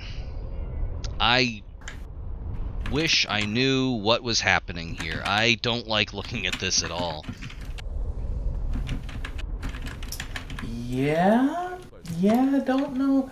Like, look, we play an eyeball melting anime game, but this is a different kind of Good eyeball fucking melting. lord, hang on. Jesus. I can't. I can't. I need to turn this off. I need to turn the bloom off. Oh, thank God. Oh, my fucking eyeballs. What is happening? Okay. Alright, I fixed it. I'm gonna tell you what happened. So what you're seeing right now here is the old lighting engine. This is how the game used to look before they introduced Lighting 2.0, which includes a lot of bloom. This map was not refactored for Lighting 2.0, so we're going to turn it off. I see. Mm-hmm. So there's just a bunch of stuff in the game that just It's legacy your content. eyes. It's because legacy it's old? content. Most of it is fine. In fact, we went through the destroyed version of this map earlier when we were doing the lava tubes, and it was fine. Maybe it's better in here. Let's take a look. No, it's not. Oh dear. Welcome. I love this dude's goofy voice. Welcome. This guy is a major character in the story. Let's see. Yeah, again, this is before they came up with the alliance, so everyone's just kind of this here is a helping out. kombucha boy right here. He's This got is a kombucha boy if I've ever seen one. He's got like an eyeball scar. He's got like head ridges. He's supposed to look like a grizzled dude, but he just Welcome. sounds like that. Anyway, here's Captain Corin. She's cool. Corin, Ooh. daughter of Grilka, captain of the... I was about to call her a fucking Rothgar. This is like, wait, no, that's not the correct Roth. What? My brain. Yeah, It works she shows some up a days. bunch. Corin, daughter of Grilka. Oh, you remember Grilka? She was very briefly Quark's wife in House of Yes, House of I Quark. remember. As far as I So know, this is yeah. As far as I know, long she's after just DS9, I'm guessing. she's just a pre-existing daughter of that character, and is. Wait, Did sh- Worf huh? marry Grilka? What? I don't remember that. Although I suppose Worf is literally standing right there, so. Wait, but wouldn't Worf? That's him. How long do Klingons live? A long time. Oh. Like a long enough time that one of the oh, hello. Here's a lady Riemann. They just look like that. Don't I worry was about about to say she looks like you see from a distance she looked like a gray man person, but then you go up close and it's like, oh no, you look like the red fucking skull. Yeah, they have naturally occurring eyeshadow apparently. And in both, you know, in both cases, why does she have a frame like that? Just make her weird and bony. I don't know. But anywho, what was I talking about? Oh yeah, there's a famous Worf is episode the of epic DS9. divorce man. Hmm? Worf is the epic divorce guy? Kind of, apparently. Oh my goodness. I think the first one died, actually. Oh, he's the epic widow guy, goddamn. Alright, sorry, sir. But anywho, there's a famous episode of DS9 where a bunch of extremely old Klingons show up, and they're all played by people who played Klingons in the original series, playing the same characters, just showing up like, hey, it's 100 years later, I'm still around, because Klingons live a long time, I'm old as shit now. Right. It's a really good episode. They show up a couple of times. Iconian gateways can open up. Catman! You don't have to have Wait, where? This guy, Commander Ninion. He's a cat. There's a Rothgar. He's a Ferosin, which is an off-brand Kzinti, because they couldn't put Kzinti into this. Why couldn't they? Licensing? I don't remember the exact deal. If I remember correctly, Larry Niven basically said to them, I think it was during the production of the original series cartoon, was basically just like pals with the people writing it, because a lot of the people writing the show at that point were just unrelated sci-fi authors writing for the show. And he was basically just like, yeah, you can put the Kzinti into Star Trek if you want. You could put him in this episode and put him in purple spacesuits. I don't give a shit. And then, like, a verbal agreement that so-and-so didn't give a shit about putting his stuff in there, I guess just didn't hold up, so they didn't want to do it anymore. They were, if I recall correctly, they stayed in the tabletop war game, but they were not considered canon in the main continuity, even though fans still consider them canon. But they never showed up on screen again until fairly recently. They were mentioned by name in Picard, and then they appeared on screen in Lower Decks. So they untangled whatever was necessary. But in the meantime, since a lot of STO is based on, like, they draw a lot from, like, book canon and tabletop game canon, they wanted to bring the Kzinti in, but they couldn't do that because they hadn't worked it out yet, so they invented the Ferosins, who were just, like, they're supposed to be genetically augmented Caitians. Anyway, this is basically just reminding us what the deal with gates is. When you have an Iconian gateway, you can use it to open up a stable wormhole to any other point in space. You do not need to have a gate on the other side. Here's Captain Sean. This guy sucks. I hate him. He's just a real fucking nerd. Hey, now, speaking of real nerd, fucking... is that a good nerd, or, like, do you mean a nerd in the way that you just... He's you don't just... have a stronger word. He's just a real big cop. Just the biggest cop. Okay, Anyway, that's different. Speaking of weird nerds, look who we found. Oh, the gateway? Fascinating. Who is this? Oh, Dr. Eric. Oh my god. Yeah, Why does he you look remember. like that? You may remember him as Why the. does he look like that? He just looks like that. You may remember him as the total weenie that we rescued in Fluidic Space. He was just. We rescued him from the Borg originally, and then he showed up in Fluidic Space and was like, "I don't want to be here." And now he's here, which means that this entire endeavor is doomed because nothing good ever happens to Dr. Cooper. He's very excited about turning the gate on, though. I don't know why he dresses like that. Ah, welcome. How'd it go?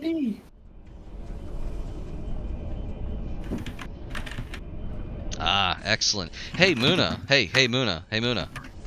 I want you to look very intently at the screen. Tell me when you're looking at the screen. Shh. Tell me when you're looking at the screen.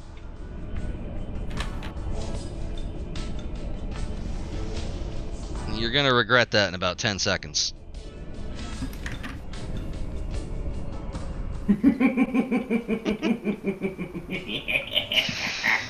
It's pretty bright.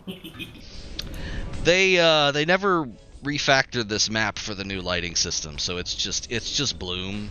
It's all bloom. We have to turn. My eyes are literally hurting from this. We have to turn this off. Oh man, we're gonna die here. It'll be fine though. We're just gonna turn on an Iconian gateway. Nothing bad ever happened when anyone turned on a gateway. Oh, you're right. It doesn't look good though. Nothing whatsoever. Yeah, nothing bad has ever happened when someone turned on an Iconian gateway. Anyway, we're talking to the various nerd representatives that are here. We spoke to Koren.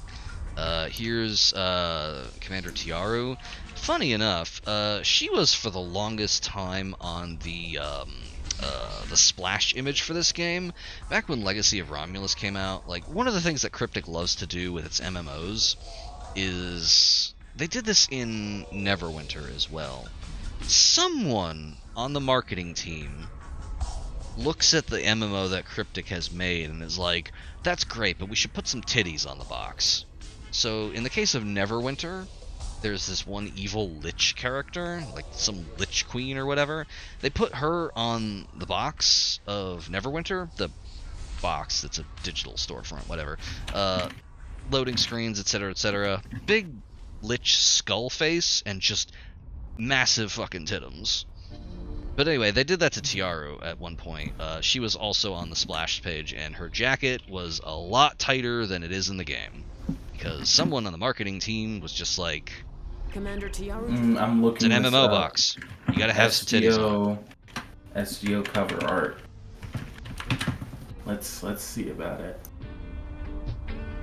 In the meantime, Tiaru here is giving us her tragic backstory. Father was a Romulan admiral. I think. Okay, I see a sexy Vulcan. Oh yeah, there was the sexy Vulcan for a long time. I think Tiaru's dad is supposed to be a character that appeared on screen, Commander Jarok or something. I don't remember what episode he was in. I see a black man with blue eyes and some weird rhino alien. That's probably a Zenkethi. They were sort of rhinos. Welcome. Don't. For fan whatever art. reason, Nice. Rolling Stone X Board Ape Yacht Club. What? Oh, wait, we have to actually talk to this guy to get this going. Welcome. I need to do this about 10 more times. Hang on. Welcome. I'm gonna be real with you, Cal. Welcome. I cannot see people holding phasers like this and see that as cool. It looks like they're just firing a TV remote. Yeah, it really does. Phasers have never been badass. Anyway, I have one thing to say in response to that. Welcome.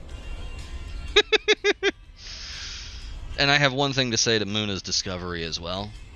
Welcome. Welcome.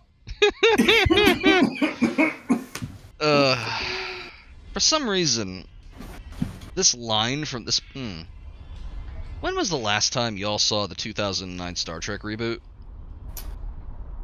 I don't think I ever did. I think I saw The Wrath of Khan because I remember him like crushing a dude's head in between his hands. Yeah, that was it's funny that you said that was Wrath of Khan, because that was Star Trek Into Darkness, where they swore they weren't remaking Wrath of Khan, and then they tried to remake Wrath of Khan.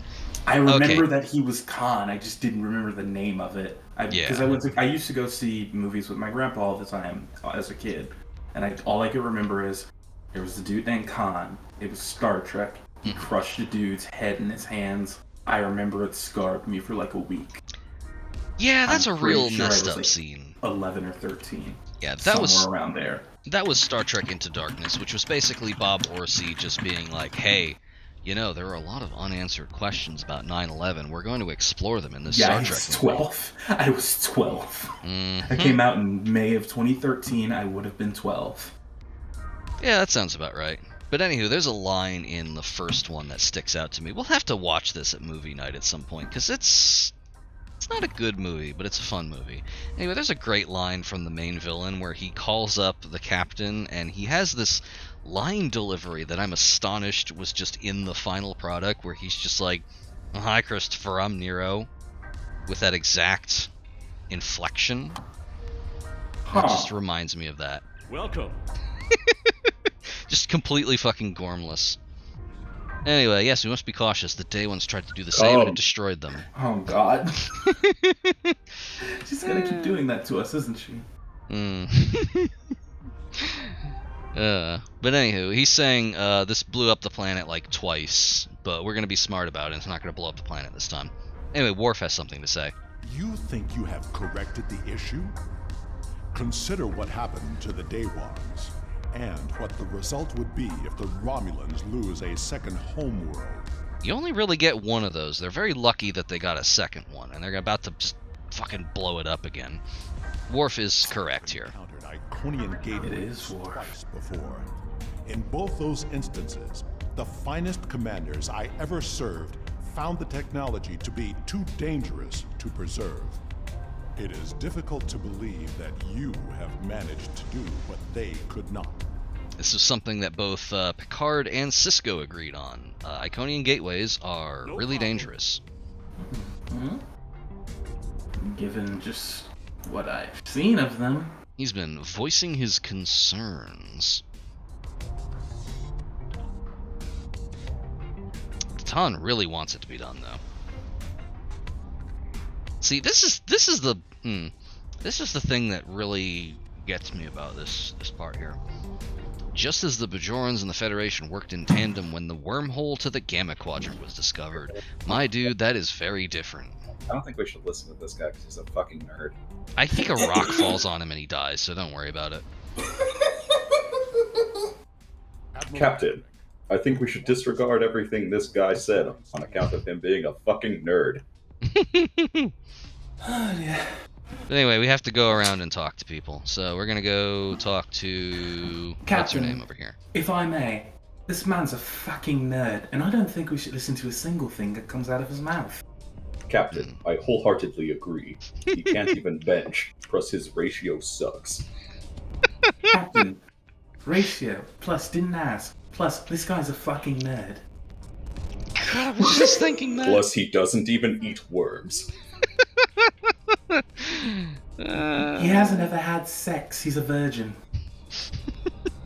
He didn't even break his back the last time he had sex. He's a fucking loser on top of being a fucking nerd. I have seen this man's sexual fantasies, and they do not involve a woman growling at him in fishnets.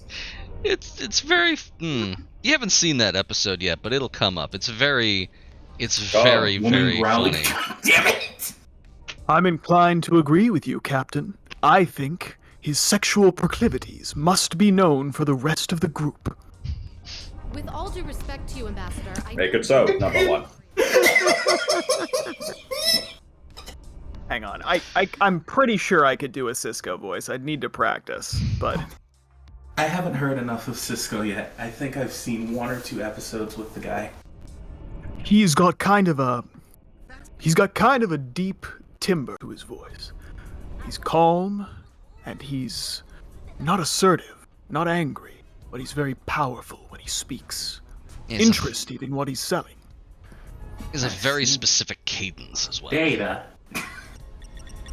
I'm thinking, could I do it? Could I do a Jordy voice? Like he's somewhere around here. It's a bit nasal in his voice, and he's really sort of. It's hard to describe. I can't do voices and think at the same time. But Data, you see, this dude right here, he's a fucking nerd, Data. Don't ever be like him. You're cool. You're not a nerd. Everybody calls you weird because you're a robot. I see. But this dude right here, Loser. he's a fucking nerd. Sexless virgin.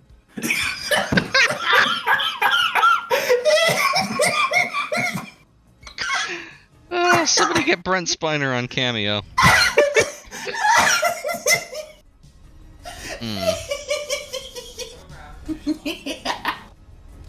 But, Jordy, in the late 21st century, there were a contingent of people who mostly believed that the word nerd was not actually an insult, but actually rather a pejorative that described what kind of interest they were in. Is that not so anymore? No Data. No Data. We don't watch anime anymore. Putting a hand on his shoulder. I have studied the anime stylings of the Japanese people in the mid 21st century. Tell me, Jordy, what is Boku no Piku?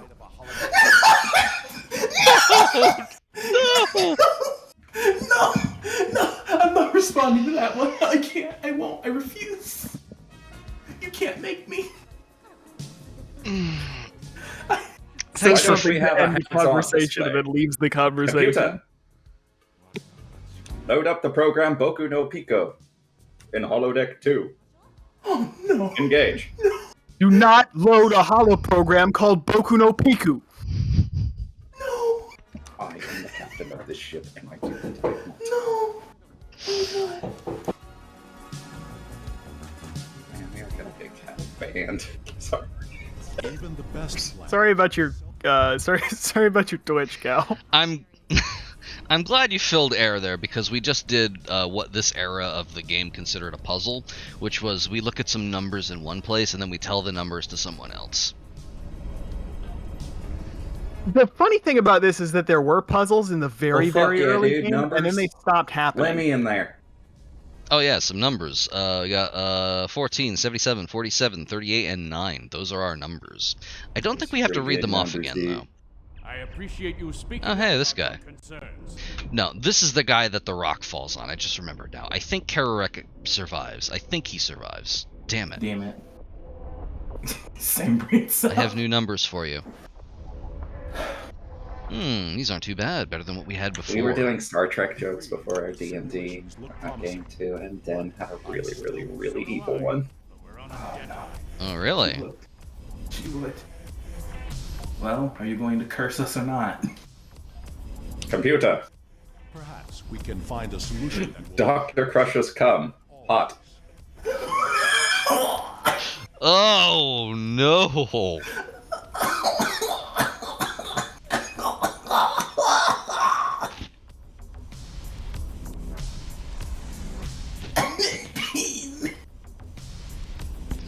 I'm dead. You've killed me.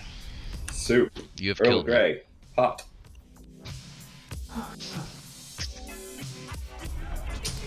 See, I had a curse. Computer. Long water. Iced. I had a story that was cursed, but I don't know if it'll match up to anything that you people I really keep love doing. the Tumblr shitpost of just like walking up to a Star Trek replicator and ordering soup, hot, no bowl, and then walking away. That is a very good one. Oh, speaking of bong water, we fired this thing up. Oh. Imagine updating the Data Learns Comedy from 21st Century Comedians episode to account for the fact that all of those comedians have gotten canceled now. Oh, no. I thought you were going to say, imagine the comedy episode where Data learns comedy from, like, what a 21st century shit poster's idea of comedy is. Yeah, that was my first thought as Just well. wildly gesticulating with his arms and going, Amogus! Sus! Vent! I have been studying the mid-21st century's humor in order to better understand humanity. Tell me, Jordy, are you sus? God, that exact scene from the video. Based except upon it's... all available evidence, Captain, I believe you are acting like some sort of sussy baka. No. And then, Mogus, God, just Captain? like...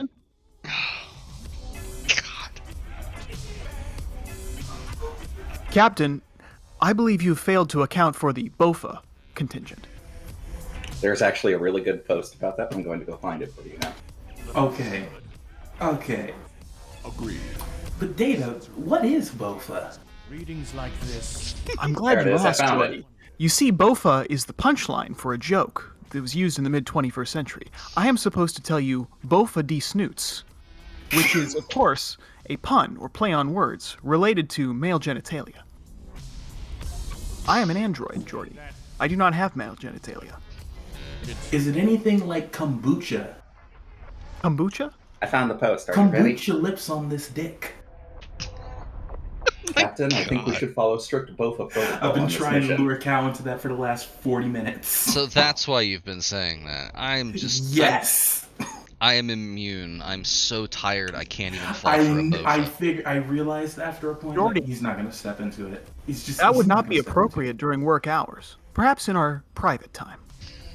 Data, that was a Captain, joke. I think we should follow strict Thank BOFA you. protocol on this mission. You know full well that we already follow the banned or forbidden armaments protocols and policies with any and all of our missions, Commander Riker. A man of your stature and position should know that. I'd die before I take weapons like those banned at the BOFA protocols into a battle for the sheer damage that they can do. Horrendous. Yes, Captain. If you need a refresher, I suggest you spend some free time in the holodeck using the Updog course. What's up, dog? That's a real fucking good post. I remember that one now, yeah. Yep, that's so incredibly funny that you remember that, since I know for a fact it got posted last before you were into Star Trek. It's a pretty old one.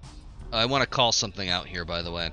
I do not know Captain Sean, but he commands an Enterprise. He must be a formidable man. Put that in your back pocket. Uh-oh. Let's go talk to this fucking cop. Sean spends a lot of time getting his ass kicked. All the fucking time. How may I assist you? See, they've upgraded Worf to a wise old man, and in his place, they have dropped Captain Sean, whose job is to get Worfed by everything. Yep. Oh. See, because if the Enterprise was the ship that was always kicking ass, you wouldn't have anything to do. So instead, the Enterprise is Worf. It shows up and it gets its ass kicked. The problem is that every faction has a Worf, and this guy manages to be the least sufferable of them. Yeah. Oh, yeah. Yeah, the other ones would be like Captain Corrin for the KDF, Tiaru for the Republic. None of them get owned nearly as often as Sean does. Tiara does a lot of missions where she fucking kicks ass. Sorry, She was in the first. Sean. His name is Sean. His name is He Sean. deserves to get his ass kicked as much as you all are saying. He deserves to be as insufferable as a prick as you claim him to be. His name is fucking Sean. His name is Sean. We will be pressing F to Sean later. I was about to say. I feel the need to address this actually at this point because I don't know if anybody has told the two of you. Data is not in Star Trek Online because he is dead. Why? What happened? How? Data died in the last TNG Star Trek movie. It's funny you mention this because there is actually a split in canon in STO about this. Data actually does appear in STO. You don't see his face, you see the back of his head in one mission. There is a split in canon. In Picard, they established that when he died at the end of Nemesis, he just died. He didn't come back. In STO, they say he transferred all of his memories over into B4, and he is still alive, and he commanded the Enterprise until he retired, or became an admiral or something, I think, and Sean took over. Nemesis is the movie that introduces all of the Romulan stuff. Basically, a clone of Picard, played by a very young, very big-lipped Tom Hardy. Yeah, I remember this. He is such a baby in that movie, yeah. Incredibly young. He looks like he's about 16. I think he was like 25, but he looks like a fucking baby. Yeah, he's so skinny. Also, shh, 1 second. I'm gonna do a thing here. We're gonna be putting bombs on the gateway so we can blow it up. While all the delegates are here? Maybe. We'll see. There seem to be a lot of delegates here for you to be bombing something in the room. There are a lot of delegates here, but the idea is we can blow up the gateway if... What are you? We feel like it. Good idea. I love that little bit there from this dude over here, from Mayak here, who's just like, hey, you're putting bombs on the gateway. Why are you doing... Oh, right. That's actually very smart. Why didn't I think of that? I didn't have any method of destroying this if it goes bad. I do some bombs that are bigger than my fucking head from nowhere. Oh yeah, all the time. Oh my god, JC, a bomb! I have yet to see a single Star Trek character with like a drop of drip. Oh yeah, none of them. You haven't met the Ferengi. Okay, there is some there, yeah. Anyway, it's time for a cutscene. Okay. Hey, what do you think is gonna happen? I think the gate's gonna gonna blow activate. up. It's not gonna blow up. Alright, we've got two conflicting bets. I've actually played this game before. Uh-oh. Violence. Initiating final power transfer. Power out. Initiating final power transfer. Power output rising. Levels are within expected parameters. Activating gateway.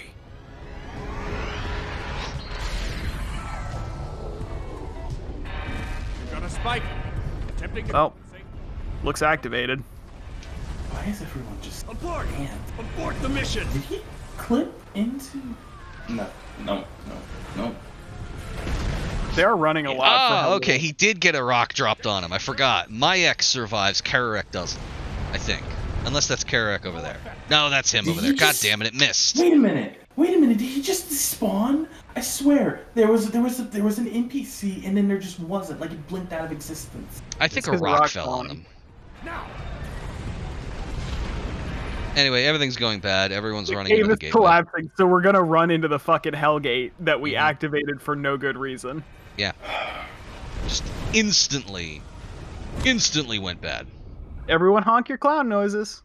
Anyways, the B-side plot is that they find another Soong-type android. That was placed there by Tom Hardy to lure Picard out to the fucking ass end of nowhere, where he tries to kill him and then drain all of his blood because he needs it. Yeah. Tom Hardy needs all of Picard's blood because his blood is no good anymore. Yeah, he just needs it. We are trapped. It's not a very good movie or a very good plot. Anyways, he's got a big radiation gun that he used to kill the entire Romulan Senate. And he tries to fire it at the Enterprise a few times, and then finally Data takes over, and he basically slams the Enterprise into the radiation weapon and disintegrates everybody, except for the remaining crew on the Enterprise, who they get off somehow. I forget how. Yeah. I think they take him to a Romulan ship. I don't remember. So I don't it's think just they... Data on the Enterprise? I think the Enterprise survives the end of Nemesis, though. Data doesn't, though. Data gets super fucking wrecked. blown up. They try and put him in the other robot, and basically they left the option open for Data to come back. The movie begins with a wedding, and at the very end of the movie, the B4, who was like some straight up like Johnny 5 level intelligence, he was not a very good android, starts singing the song that Data sang at the wedding. Data has emotions by this point. He grew them. Yeah, he put a chip in his head and gave him emotions. Anywho, so we went through the gateway. We're now somewhere else. Nobody knows where we are. Now we're doing some medical puzzles. So this person has a sprained leg, sprained ankle. So we're gonna do pull pack, compress, elevate limb. I'm just remembering that like they called a splint primitive technology and said that it's not medicine. Oh, this dude, he's one of the God, wait, no, I've seen there have been two of them so far. Oh, they interacted with Wesley. Yeah, Wesley was really racist to one of them. Yep. It's The first thing he said to one of them was like, "Oh, you must be this other one I know because you all look the same." to his credit, I'm pretty sure it was the exact same actor. I don't think the other one ever showed up in the... Did the other one ever show up in the show? I do not remember. I know there were a couple of Benzites on TNG. That was one of the new alien effects that they were very proud of. Benzite. Yeah, Benzites. See, the thing with Benzites is that they don't breathe oxygen. They breathe something else. So they have a thing that has, like, dry ice in it. Steaming. Yeah. To which, why not just wear a rebreather or a helmet, but okay? I don't know. Rock hit me on my way through the gate. I guess it could have been worse. I believe I have found a way to open this door, but it will take two of us to override the controls. Open the door and take a look. But I will need you. Doctor Worf. Every time Worf is doing, like, you know, the little lips moving, talking thing in the window, it just looks like he's silently eating oatmeal. Yeah, they didn't really figure out the lip sync animations. Oh, sorry, what was that?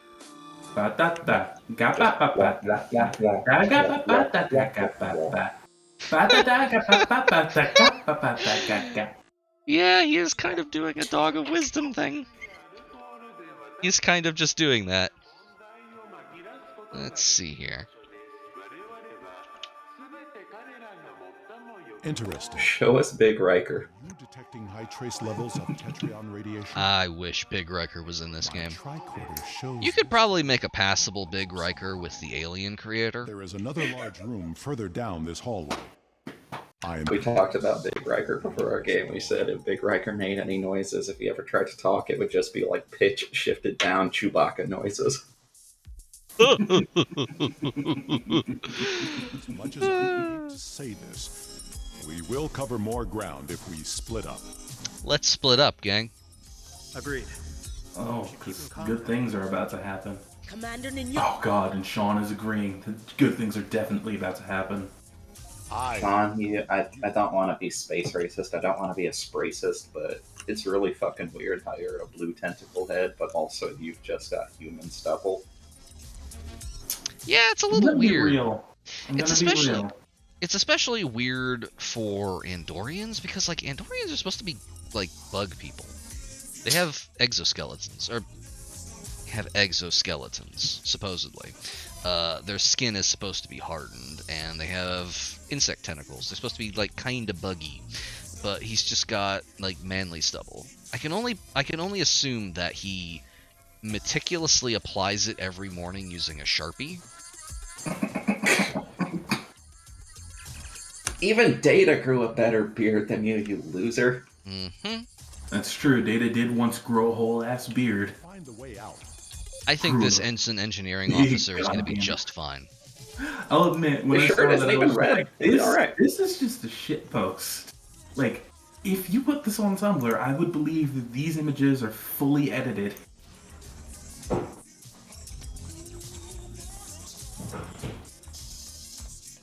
Captain, I seem to have slammed my penis in the car door.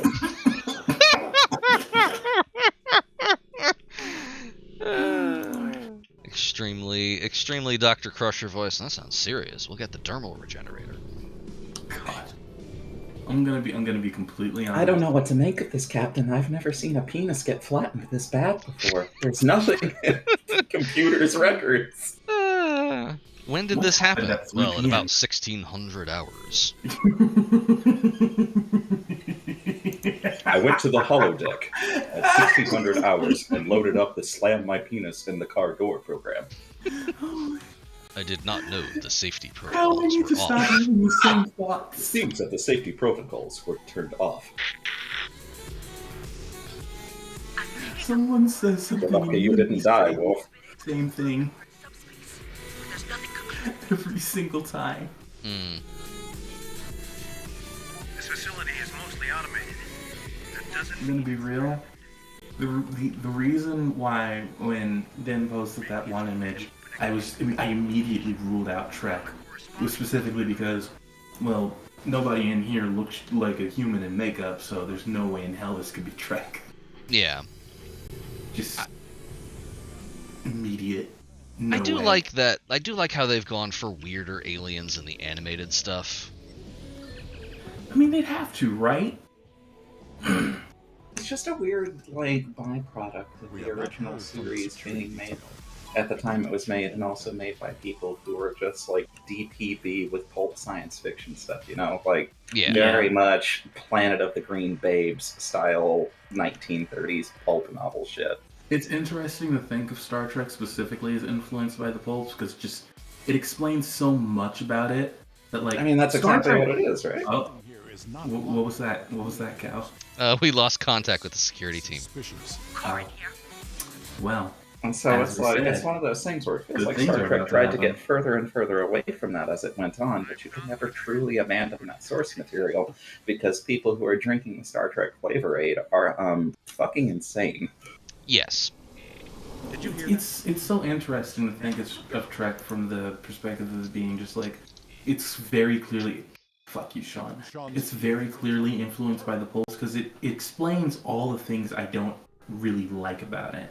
Mm-hmm. Just like the obsession with automatic technology, everybody just being some variant of human.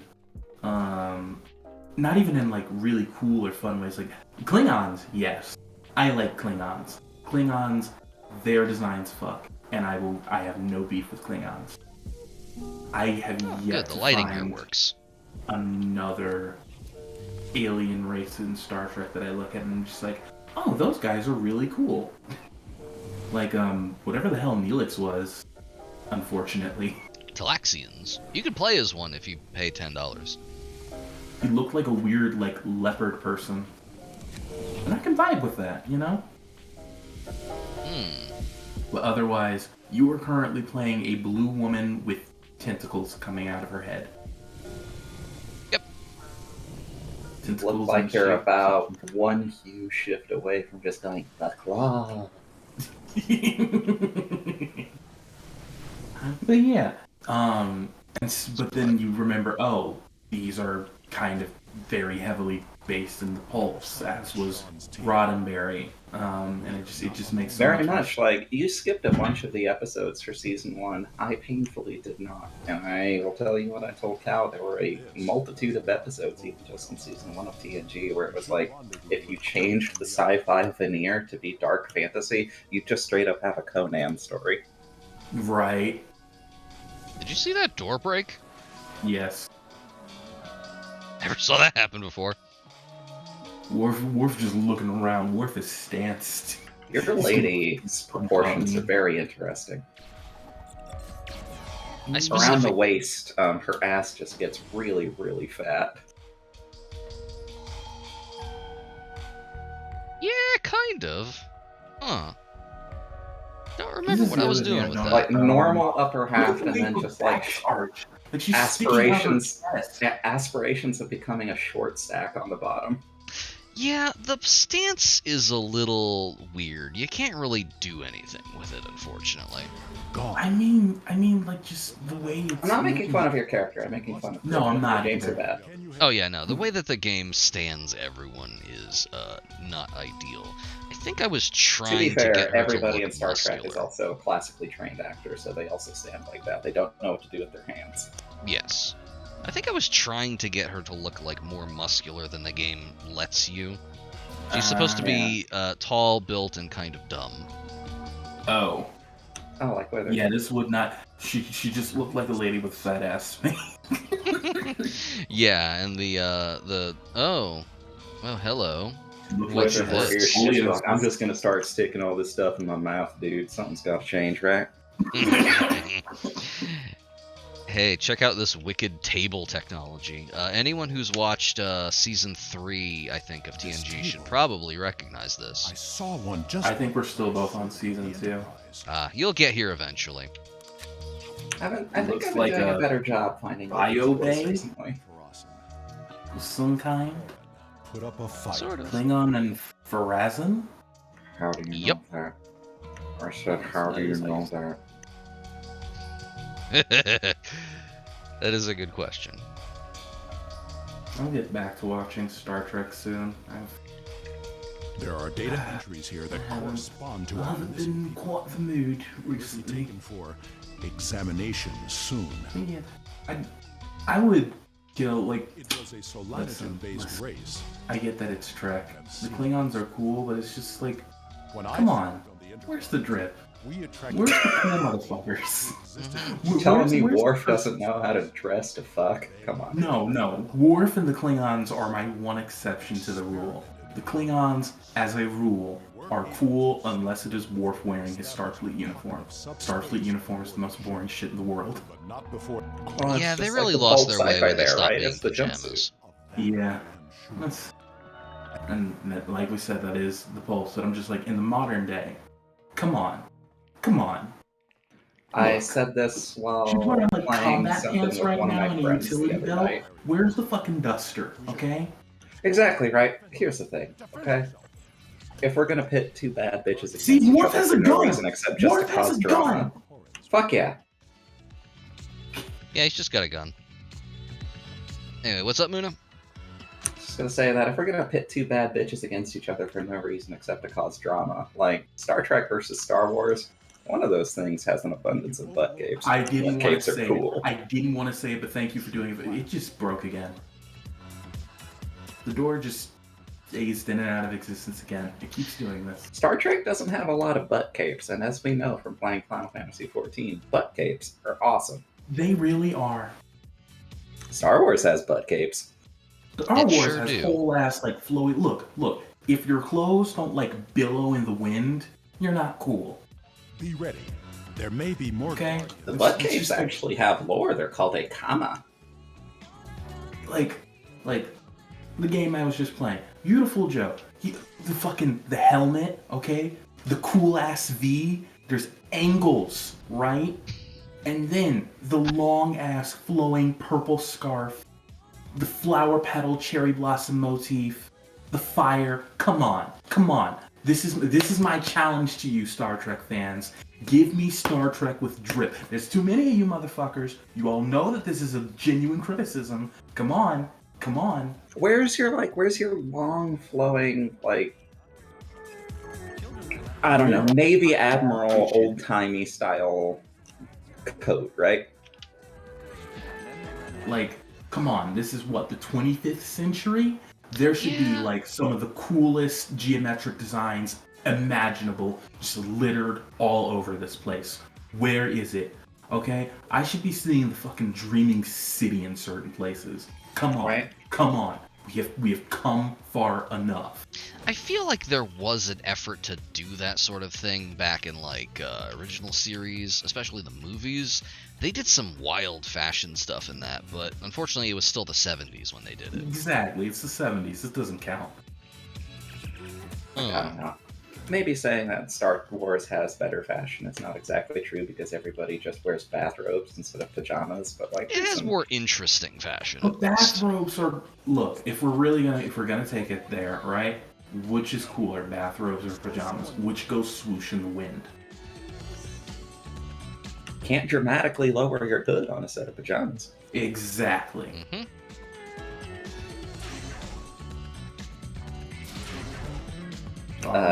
Disclaimer.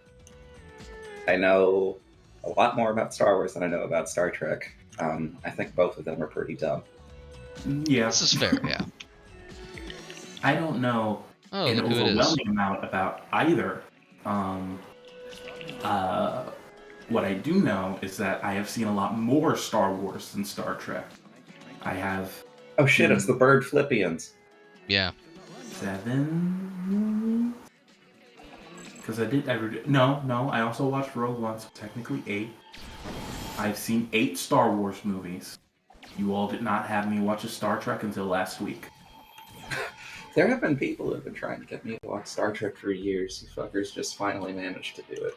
My mom and my grandmother have been trying to get me to watch DS9 since I was 14. It's forcing me to interact with Sean first. Well, let's press F to Sean. It's literally press F this time, though. Sean is pale and unresponsive. His breathing is shallow and his pulse rate is dropping. He requires immediate medical attention. Don't worry about Mayak. Yeah, let's Tricorder just not scan. let him. How about we just don't care? What if we just His let left him? arm and both antennae have been surgically amputated and then reattached. His veins are all fucked up. Huh. Anyway, let's Sounds like he's regenerate gonna his let it. veins. How about we just put a bullet in his skull and be done with it? I'm sure he would appreciate the mercy kill. He's Captain of the Enterprise. You gotta save him. What happened? Anyway, we regenerated his veins. Don't worry about it. Oh, Tricorders can just do that. He's just up. Mayak is super dead. They replaced his blood with plastic. I guess they were trying to figure out if that would kill someone, and I guess they got their answer. Yeah, I wonder what happens if you take Computer, replace blood with cola. Computer, replace my blood with pilk. Oh, God. Computer, mobile 1, hot.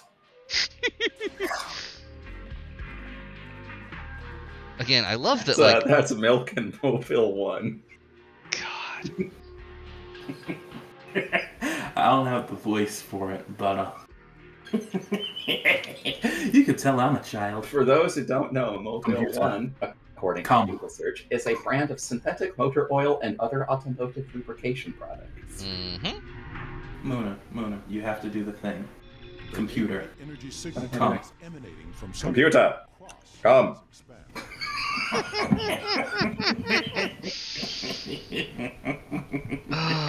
Terrible. I mean, Picard says "come" a lot. I giggle like a He moron really every time he does. does it. I Every time fucking- someone knocks on his door, he's just like, "Come." I fucking forgot. I gotta clip that.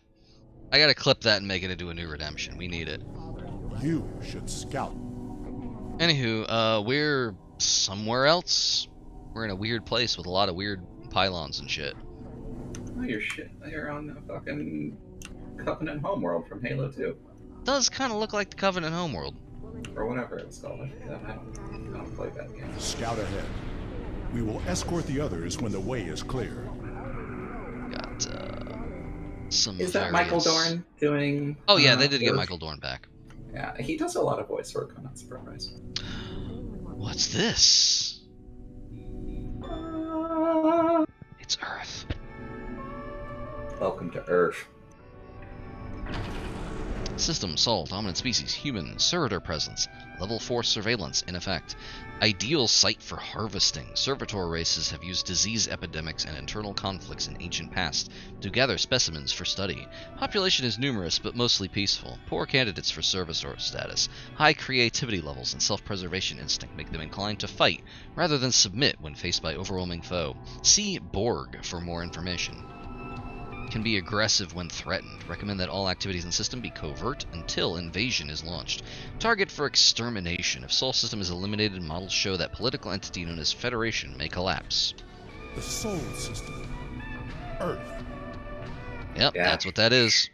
Sure, if you destroy one planet in the Federation, the whole thing just collapses. Oh no, just House Earth. House of Cards just falls. Just Earth. They blew up Vulcan that one time and the Federation was fine. They kind of half blow up Andoria in Star Trek Online and the Federation is fine. It's just Earth.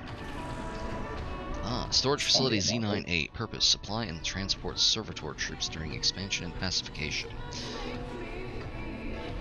This is just an extra entry that doesn't have anything, but you get an accolade for getting all of them. I think I already have it, so I'm not going to bother. We're just going to continue. We're going to continue opening the bridges that are just on the map. So you know which side of this goes where you want to go because, again, the bridges are just already there. I feel like I've been doing a better job finding Wither's voice across the last couple of sessions. Oh, absolutely, yeah. I feel like I'm connecting to the part of her that made me want to play her, which is that she's an immature dumbass, but she's got a lot of heart. Yes, the immaturity is very, very, very powerful. Hey, guess what planet that is? It's Kronos. Dominant species, Klingon, servitor presence, level 4. Aggressive, warlike species that dominates this area of space. Strong tendencies to fight rather than submit. Harvesting programs in past have been problematic, only successful when used in concert with internal conflict. Hostile candidate, etc., etc. Military structure. Already accustomed to taking orders from superiors. Recommends study of honor in society for use as tool of control. Come. Kronos. This. Sorry. This is not. Oh no, never apologize. It is a live image of my world. This is an interesting area of the game because, like, as he just said, this is not a computer projection. These space platforms are actually, like, observing these planets live, which is a really cool sci-fi idea. I love space platforms, and I love weird transdimensional spaces that exist in multiple spaces at once. I love walking across a weird bridge with no guardrails onto a space platform and pushing a button and looking at a planet. I love when that happens. It's very good. It's a very specific thing for what happened. I just love space stuff. Ah, Vandros 4, dominant species, Dominion. Ah, this is one of the planets that had gateways. The Dominion are organized and used to subjugating large numbers of species spread across a large area of space. When the Alpha and Beta quadrants are firmly under our control, we will have the resources needed to conquer the Dominion as well. Vandros 4. I remember this world. We found an Iconian gateway there during the Dominion War.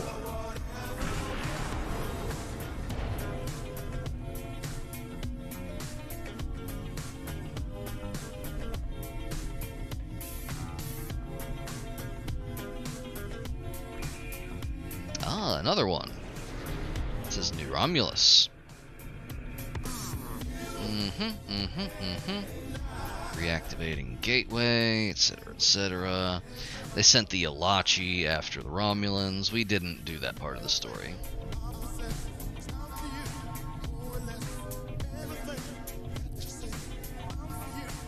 Several key members of the Gateway research team have been taken for additional study without their knowledge. Brain scans of researcher Adrana have yielded vital information about the project.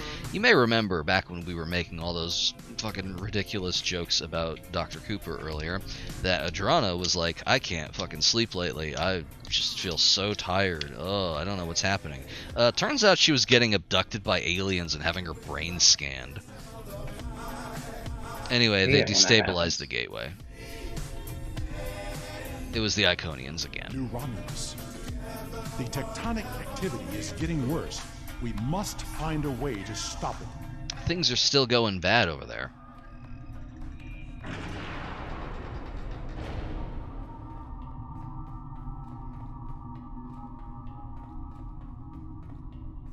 I can't remember if you can fall off. I think you can. Well, we just unlocked a new respawn point, so I guess I'm just gonna fall up. Oh.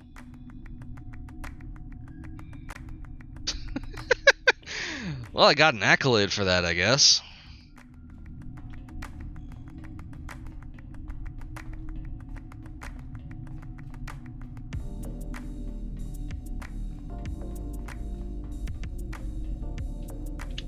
Ah, what's this?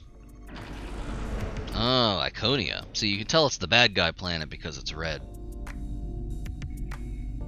Homeworld is still unsuitable for habitation. When Quadrant is pacified, we'll use forced labor to terraform world for our return. All must be as it was. I know this planet.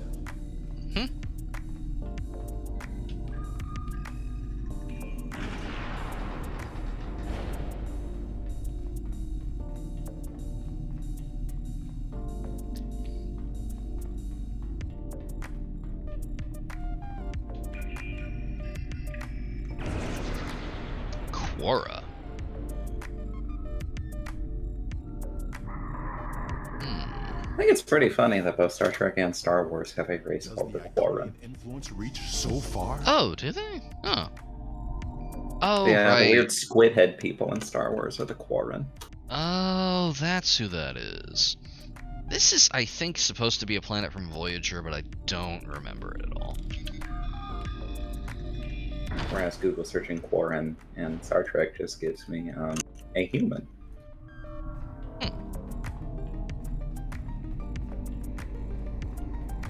This appears to be some sort of master control panel. I believe we can use it to open a gateway. I think there might be a gateway here, guys. I think there might be a gateway here. I think I think what happened is at some point when they added the Iconian War stuff, they changed the model of the Iconian gateways to a fancier one, and then they just kind of find and replaced them, but they didn't take into account that the new one has different dimensions, so that previously the gateway that was hidden under here is no longer hidden. And doesn't quite match the art style here. This is all supposed to be Iconian stuff, but later they just kind of decide that this is actually Solanae stuff. And not Iconian pointless stuff. retcon. I think it's because they didn't really know what they wanted to do with the art style for the Iconians. Move everyone here before more Guardians arrive. There was a point where they had like an Iconian ship in the game that looked a lot closer to this particular style here. It's very purple, very gaseous looking. And then they retconned that when they came up with the new style. I don't know what exactly went into that, but when they came up with the new one, they basically were just like, yeah, all of this is Solanae, and we're also sinking into the floor a little bit, but that's normal. Oh yeah, it's because we played a Warcraft game earlier today, so she's just reflexively, defensively hiding her blue feet. All those markers Iconian gateways. Look, that's the new Romulus gateway. Yellow, blue, green, red, yellow, blue, green, red, yellow, blue, green. The gateway on New Romulus was reset. We Simon Says our way out of the problem. It wasn't the only one. Also, we just turned on the entire gateway network. Oops. The paths are retracting. I'm really glad that you were too deep in Simon Says to hear my really bad joke. You're correct. I completely did not hear it. That doesn't. You said her feet were clipping into the floor, so I said that's because we played a Warcraft game earlier, so she's just reflexively, defensively hiding her blue feet. Oh my god. Oh, by the way, hey, check out these swarms of robots in the background. I have downloaded what I can. Oh, shit. That's actually scary. Yeah, there's a lot of them. We're just gonna go ahead and skedaddle. If you love that, you'll love a particular scene in the Iconian War. They do some fun stuff with scale in that. We have walking wounded, but some of us can still serve. Where do you want us? We're on the bridge of a ship. Weird ship that nobody's seen before. Let's see here. Seriously, as Khaki would say, Worf is the only guy in this scene with any drip whatsoever. And I stand the fuck by it. Oh man, speak her name and she shall appear. My mother came into the room to see. This is how you know that it's hereditary. My manner of suddenly like wanting to hunt somebody down to scream at them about a thing, because my mom just came and did it to me about her information sciences assignments. She's very, very happy. She's found a way to cheat the system, and now she's only got to do like one thing using data sets that other people have already formatted in order to take care of both classes. So she's very happy, and she came to let me know that. Oh, nice. It's really amusing that the game just has no faith in players' ability to problem solve whatsoever, so it just tells you the solution to all of this stuff. Yeah, I seem to be a go here, go here, go here, go here, go here sort of deal. Just like you interact with the thing, and it acts like it's trying to present a puzzle to you, like, oh, what are these different consoles? What do they do? Who would be best here? And then you interact with the console, and it's just like, just put this guy here. Like an Yeah. endless fetch quest. Like, not even a simple basic, like, this is the console for shooting the guns. Perhaps one of the people you are with is really good at shooting the guns. It would be interesting if you could send them to different consoles and that would change your loadout of bridge officer powers in the next level, because spoiler alert, we're on a big ship. We must warn everyone. But I don't think they had the technology to do that at that point. But basically this is like, I think the first time that they had ever done a thing where you fly a ship that isn't yours.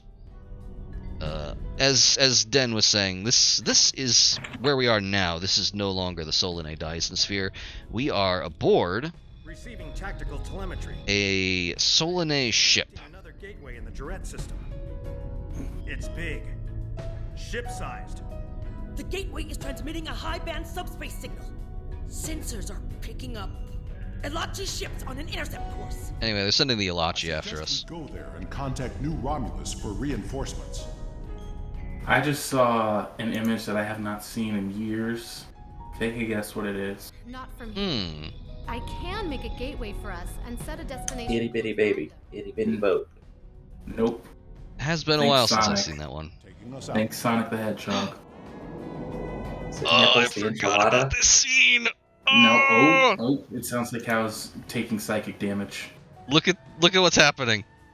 You kind of just went into the void from what I saw saw. that.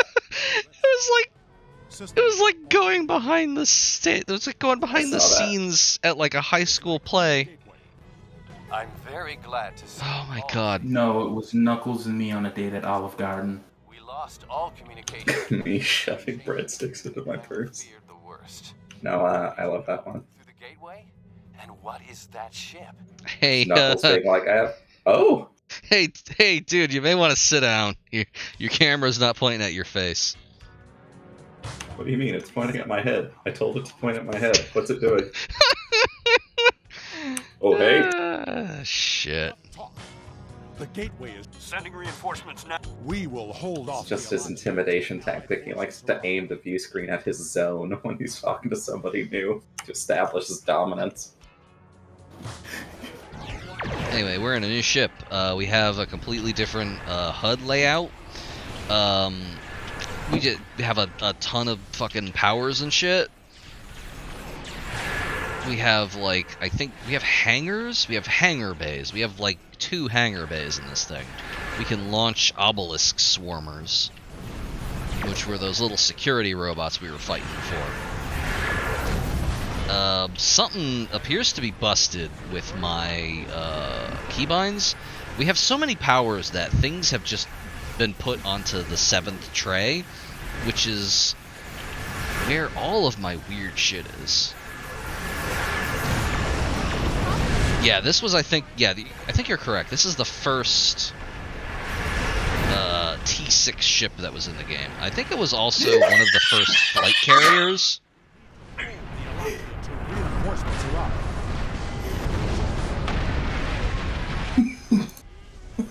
If you did this episode when it came out, you got to keep the ship, but you don't get to keep the ship anymore. More Elachi inbound. Hold them off. That sucks. It sucks because it's a neat ship. I mean, it's not a good ship, but it's a neat ship.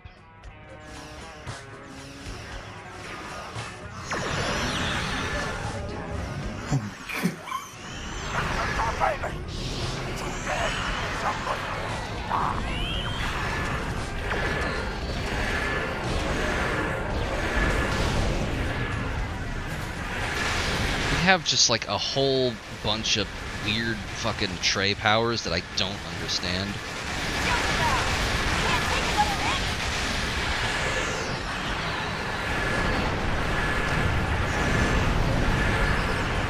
This is Commander T.R.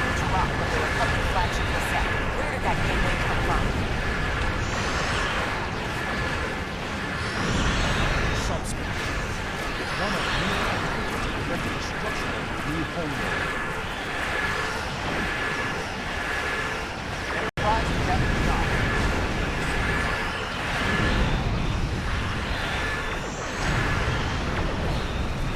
Oh, the Enterprise is here. Enterprise is here? Yeah, it's the guy flying it is presumably Sean's first officer. Enterprise.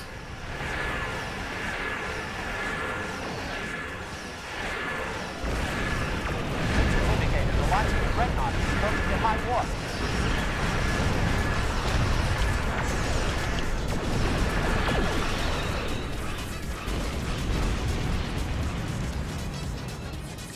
The Alachi can send their entire fleet. We will not.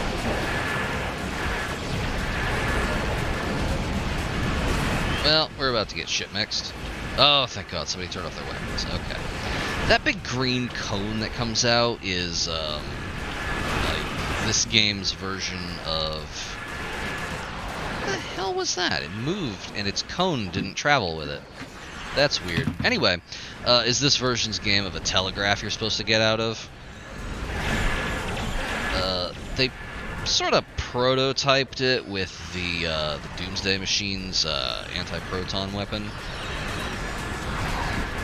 And the one on the Cheshire Dreadnought here is basically the same. If you're in that cone when it goes off, you're gonna have a bad time. Hey, Cal. Yeah, what's up? What do you call a person who only speaks one language? Monolinguist. I guess that. Monolinguist, right? An American. Fuck. Yeah. Yeah.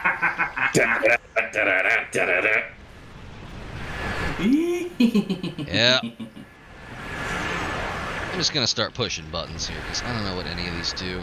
Everyone here has, like, some basic powers here. And then there's some that have, like, special ones. Like, Worf has a special power here, A Good Day to Die, and Warrior's Way. And Sean's powers are, he knows beam overload and evasive maneuvers. Because all he knows how to do is run away from getting owned. And he's not even very good at that. He's not very good at that, I was about to say.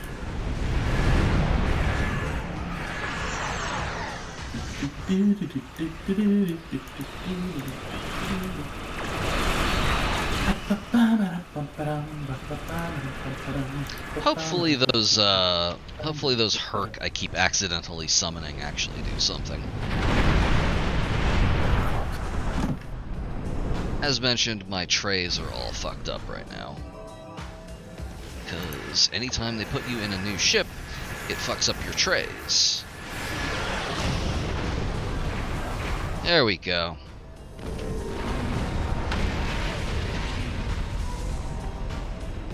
There is still the matter of what to do about the gateway. The Alachi forces have been destroyed. No further hostiles inbound. Captain Sean, the Enterprise should scan the gateway. We need to know more. Agreed. But we should destroy that gateway now, while we still have the chance. No! That gateway is in Romulan space. It belongs to the people of the Romulan Republic. Another invading force could arrive at any moment. Afraid of a fight, Captain? Corin, prudence is not. Wow, the image space in here is not doing good. They may be too much for any of us to control. We should disable it before it becomes another threat to the Romulans, and to us all. How is this different from the wormhole near Bajor? This is a strategic and scientific Sean might be a asset, thing, and but it it's pretty belongs to sexy. my He's people. got built-in handlebars. Captain Sean, if you destroy the gateway, I can assure you that Titan will reconsider our friendly relations with the Federation. Adrana here just like... Fully support our Romulan allies in this matter. How is this giant gateway built by evil aliens any different than the wormhole, which was not built by evil aliens? We can determine that. But then... Oh, come on. But the monitors on the bridge Ugh. Omega. We're locked out of the computer, and engines are offline. Aquafina needs to shut up. We need you back on the Enterprise, sir. I see. Hate that lady. That changes things significantly. Indeed it does. I shall return to the board scheme. The Omega thing is a reference to Voyager. Core into the border scanner. 1 to transport. I should return to New Romulus immediately. You may remember Den and I not wanting to get into the Omega protocol. Wish we could have had that talk. Oh dear. Oh no. Well, is it time? It might be time to get into the Omega protocol. Brian, no. Sean to Enterprise. Oh dear. So, where to even begin? You have won much honor for yourself and your allies. Where to even begin? It seems there are larger conflicts that all. So there's Omega particles. Omega Omega particles particles. can explode. Mega Omega particles or omega particles? Omega particles. Okay. When a Omega particle explodes, it makes warp travel impossible. It damages subspace. And it can do that for a very large area of space. Right. And without warp travel, that's bad. If you warp into an area affected by that, you are basically stranded because you cannot go back to warp. So it's not good for that to happen, and in fact, extremely bad.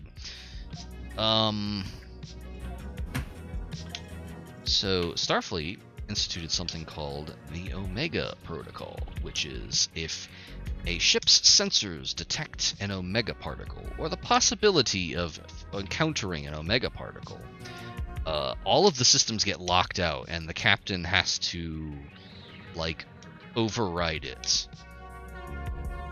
So that they can drop everything they're doing to destroy the Omega particle that it detected before it can detonate. And specifically, the Prime Directive is suspended in these cases.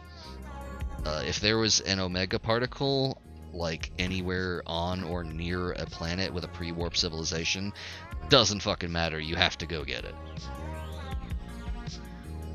It is a MacGuffin for, if I recall correctly, a single episode of Voyager, but it comes back in a real big way in Star Trek Online. Oh dear. Yeah, it's buck wild. Anyway, we don't get to keep the How obelisk often carrier. do So Omega goodbye. particles show up? I don't think they showed up very often in Voyager, but let me show you something. Well, first let me hail this guy. Hey, what's going on? Omnidirectional beam. Let me see here. I think we already have the Obelisk Subspace Rift Warp Core. In fact, we have one that's upgraded, so it's better. Ancient Omnidirectional Beam Array. Although it's anti-proton damage, and I don't care about that. I don't like the anti-proton weapons because they make a very annoying noise, and I hate it. I'll just pick up the omnidirectional beam just to have it. It's part of a set bonus, so I might as well just get it. Maybe I'll put it on my shuttle or something. Currently I have an omnidirectional disruptor beam array and a missile launcher. You launching missiles? Yeah, I picked this up from a mission. I don't remember the name of it, but this is basically like a hybrid between torpedoes and energy weapons. It has a 2.5 second recharge, and it does kinetic and radiation damage. It's basically, so like I have on our regular ship here, our various phaser banks and stuff, and then I have a torpedo. It takes 10 seconds to recharge. Firing a beam recharges in 1 second. This right here, the mass-produced missile launcher, has a 2.5 second recharge, so it kind of splits the difference. And it does a 471.4 kinetic damage and something like 1,300 radiation damage.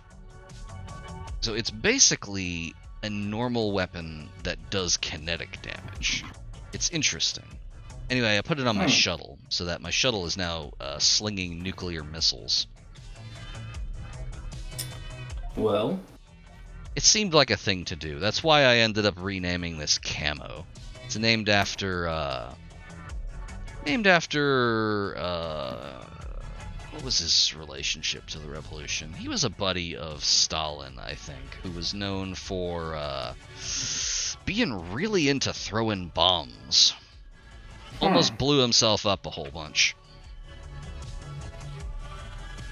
There's a really good, Alice Avizandum did a really good thread on this guy. It was very interesting historical personages. Anyway, let me just, again, Omega particles, extremely dangerous. If you encounter any Omega particle anywhere, you are to immediately destroy it before it explodes and damages subspace.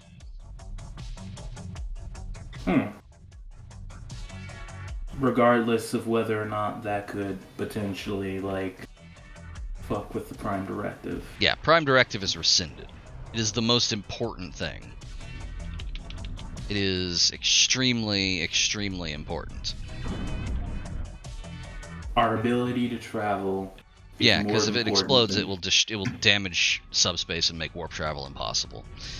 So anyway, what is subspace exactly? Subspace is hyperspace, basically.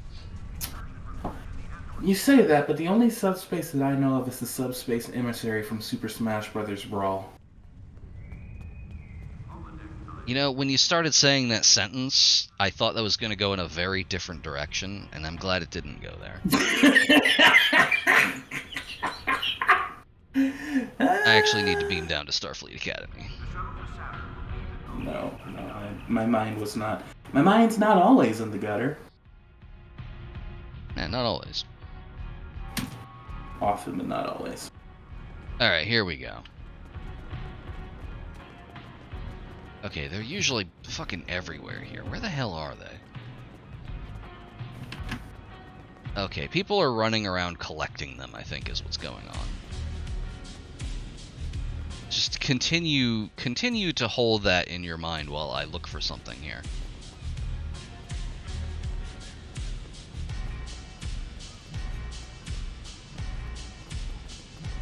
God damn it, come on.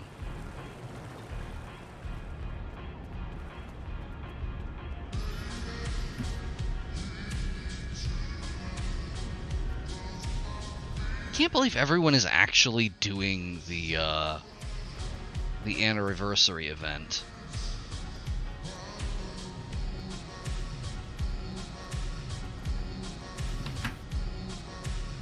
Is it bad?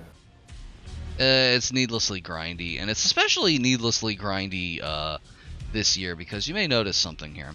You can get 2 progress on this event to get this ship here every day. You need 40 total. It runs until February 24th. You get 2 progress by doing the mission that just came out.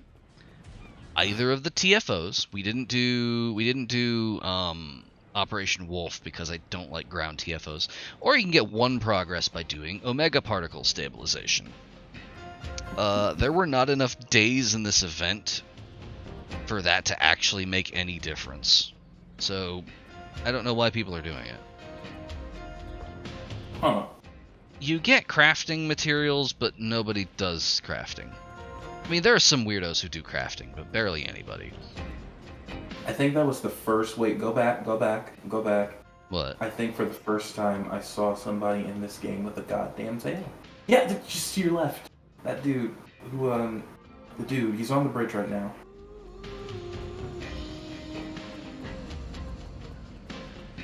He went in this direction. There was a dude with a tail. And I was just these cadets here tend to despawn fairly quickly. That was probably, yeah, here we are, Cation. This dude right here. Yes! He's got a tail. Yep, that's Cation. That was the number one thing I had noticed. Like, that's something I've noticed. Nobody in Star Trek has additional limbs. Mm-hmm. Nope, they don't have the budget for it. Unless it's animated, in which case they do have the budget for it. Notably, one of the major characters on Lower Decks is a Cation. And that's the animated series. That is the most recent animated series. right? Because it's Star Trek, Not there's gonna be including... like- Oh, here's one. Here's one. I should have known I would find one all the way around the back here, because nobody wants to run back here. Anyway, hey, check it out. It's fucking Omega particle, just here on Earth. Fucking kidding me? Yeah, nah, that's just how the... It's how the event works. To stabilize it is a rhythm minigame.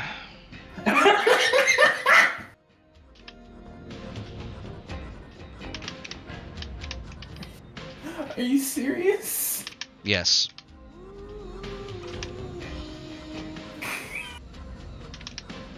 Cal? Why do people play this game? I couldn't tell you. I don't know why I play this game. I assume that it was, I think I just... you know, a kind of painful irony.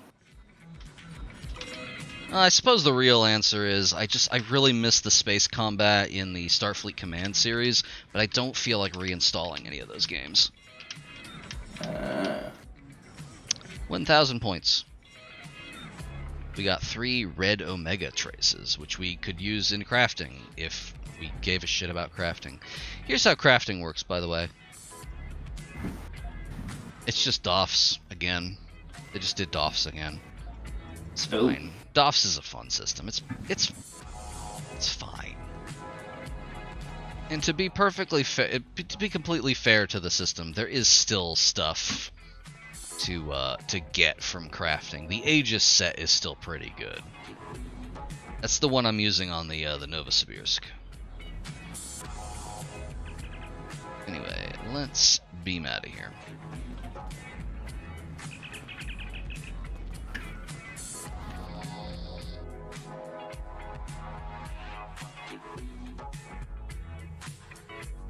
Alright, let me make sure my tray isn't fucked up. No, it seems fine. Everything there seems fine. My traits are probably boned. No, my traits are fine, actually. Good.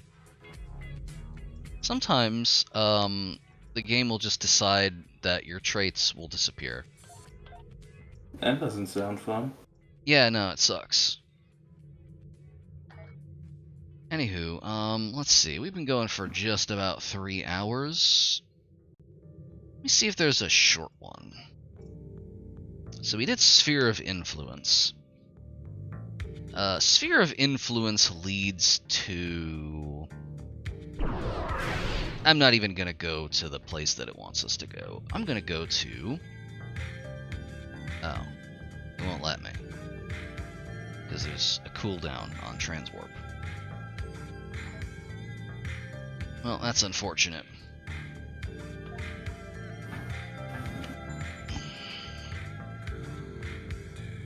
So I was going to go check out the Fleet Spire. In fact, actually, let me see here. We could just go to the Dyson Sphere Gateway. It's in the Juret system. Bonk.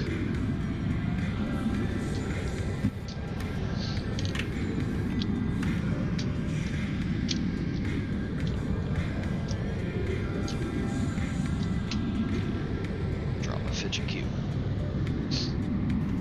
Ah, there it is.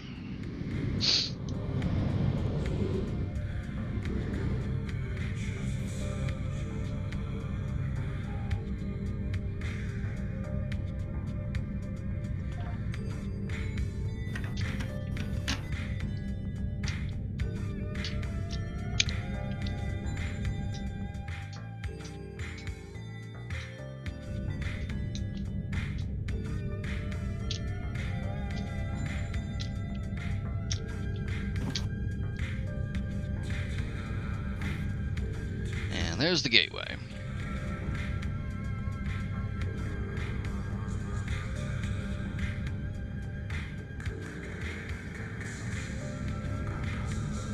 So you got some options here.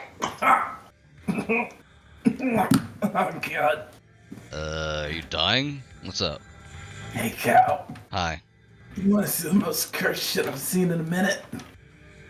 Of course, always. Oh God. Oh God, I'm putting spoilers.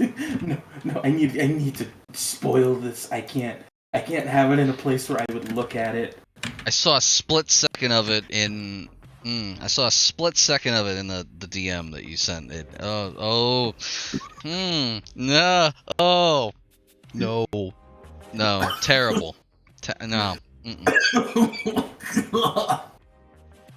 I'm not even gonna read that off. No. Not happening. I don't think you should either. Nah. Oh my God. No. I'm gonna kick Alex's ass one of these days. Please do. Anywho, welcome to the Dyson Sphere. Hey, isn't that the Enterprise? Huh? Isn't that the Enterprise? You're. Oh. No. That's what you're. No, this is the Novosibirsk.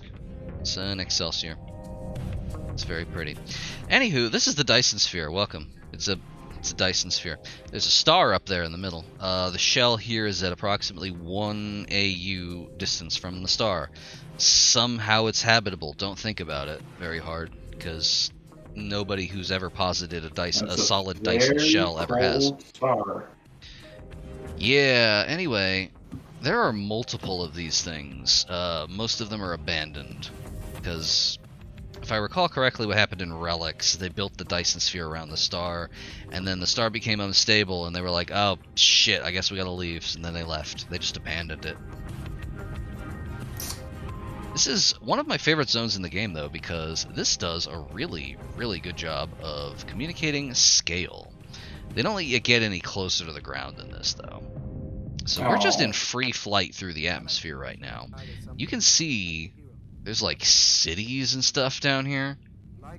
See, these all these Star Citizens and No Man's Skies and whatnot. You know what I want? I don't need to go to a bunch of other worlds. I don't need to give me one make it a 1-to-1 scale. Make it a 1-to-1 scale planet. That's all I need. Fill it with shit. Lots and lots of it. Make sure all the systems and barters and whatnot work. It can be single player. I don't need other people in the damn world. Make it a 1-to-1 scale. And then give me the ability to travel around in it really fast. That's it. There's actually a game that's doing something like that. I had my eye on it, and I don't think I've heard anything recently about its development, but there is a sci-fi game, I don't remember what it was called. It was named after the planet it takes place around, but it's a lot like Frontier Pilot Simulator, that game that I was talking about a couple months ago, except it's like around this one planet and its orbit, basically bouncing around between the surface and things that are orbiting it. It is supposed to be like an entire planet's worth of like settlements and things to jump around, and then like different space stations in orbit. So they are kind of doing that. If they have that, and then there's like an actual story to it, as well as a whole lot of stuff to see and explore, I'll be down for it. Like, that's my thing. I feel like there's this sort of intersection that I see that nobody really gets, in my opinion. And it's what No Man's Sky tried touching on, which is like, you want a Terra Nullius, right? Everybody loves the idea of like an empty-ass world that they want to go and look around in, and not even necessarily pillage, but there are motherfuckers out there who absolutely just want to pillage it. Yeah. But just want to run around in it and explore it, right? That was your Breath of the Wild, your No Man's Skies. This is, a world that has stuff in it, but nobody knows where any of it is. Mm-hmm. And so you're running around looking for it, and it's big and shit. And then you've got your Star Citizens and whatevers that are just like, look, it's so huge, and an open world, and you can go all of the places, but then there's absolutely nothing in it. It is completely Star barren Citizen. or empty, and that was No Man's Sky for a while as well. And they try to cover this up with like multiplayer mechanics and whatnot. I'm like, if I wanted to play an MMO, Final Fantasy XIV is right there, and it is proven that it is better than literally all of you. It cannot be beaten at this point. It has literally had to stop selling itself. Everybody likes it so much. Mm-hmm. So if I don't want another MMO, I want the reason Final Fantasy XIV is so goddamn popular, and that is because it is a very well-written story. I want a reason to explore this huge-ass world. And nobody fucking gets that. Nope. And it's annoying, but like, it's right there. There you go. There you go. I don't need other people in the world. I'd be totally fine with NPCs and whatnot. What's an example? Fallout New Vegas, right? Yeah. Fallout New Vegas, but with the scale of, but like with the impetus of No Man's Sky and the scale of Star Citizen. I feel like it's a very obvious thing that people could do, but nobody has, and it kind of keeps baffling me. It's like, why do you keep making Star Citizens or EVE Onlines or whatever the hell? Formula is right there. You want to make a big-ass world that people explore. Okay, it's proven. You make a story. I suspect it's something to do with, like, crossover between the groups that would, like, either have the resources or impetus to do that, and the ones that would actually use the resources to do it. So, like, you've got Star Citizen, which has effectively infinite money due to the pyramid scheme they're running, selling JPEGs and whatnot. And, you can definitely see all of that money on the screen, and none of it is really applied in places where it really should be for a game at this stage in development and this scope. Like, you can wander around space stations and listen to, like, voice-acted vendors try to sell you hot dogs and shit like that, but there's nothing else to really do. Yeah. Anyway, this is a building in the Dyson Sphere. This is basically like telling you, this is the, oh, why are you wearing that old ass outfit? That's fucking weird. Anyway, these are the person zones. right behind you. Wait a minute. Go back and show them off. That would be this person right here. That is one of the old outfits. It is skin tight. It is entirely leather. But you know what, Cal? You know what I'm about to say? What? It has more fucking flavor to it than every other outfit I have seen in Star Trek so far. Yeah, that's entirely fair. Let me show you something.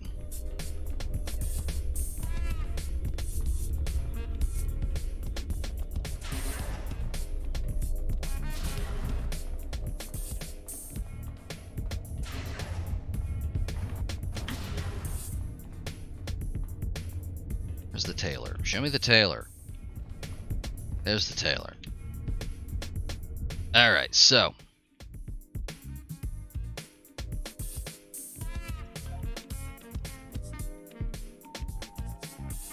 Come on. Okay.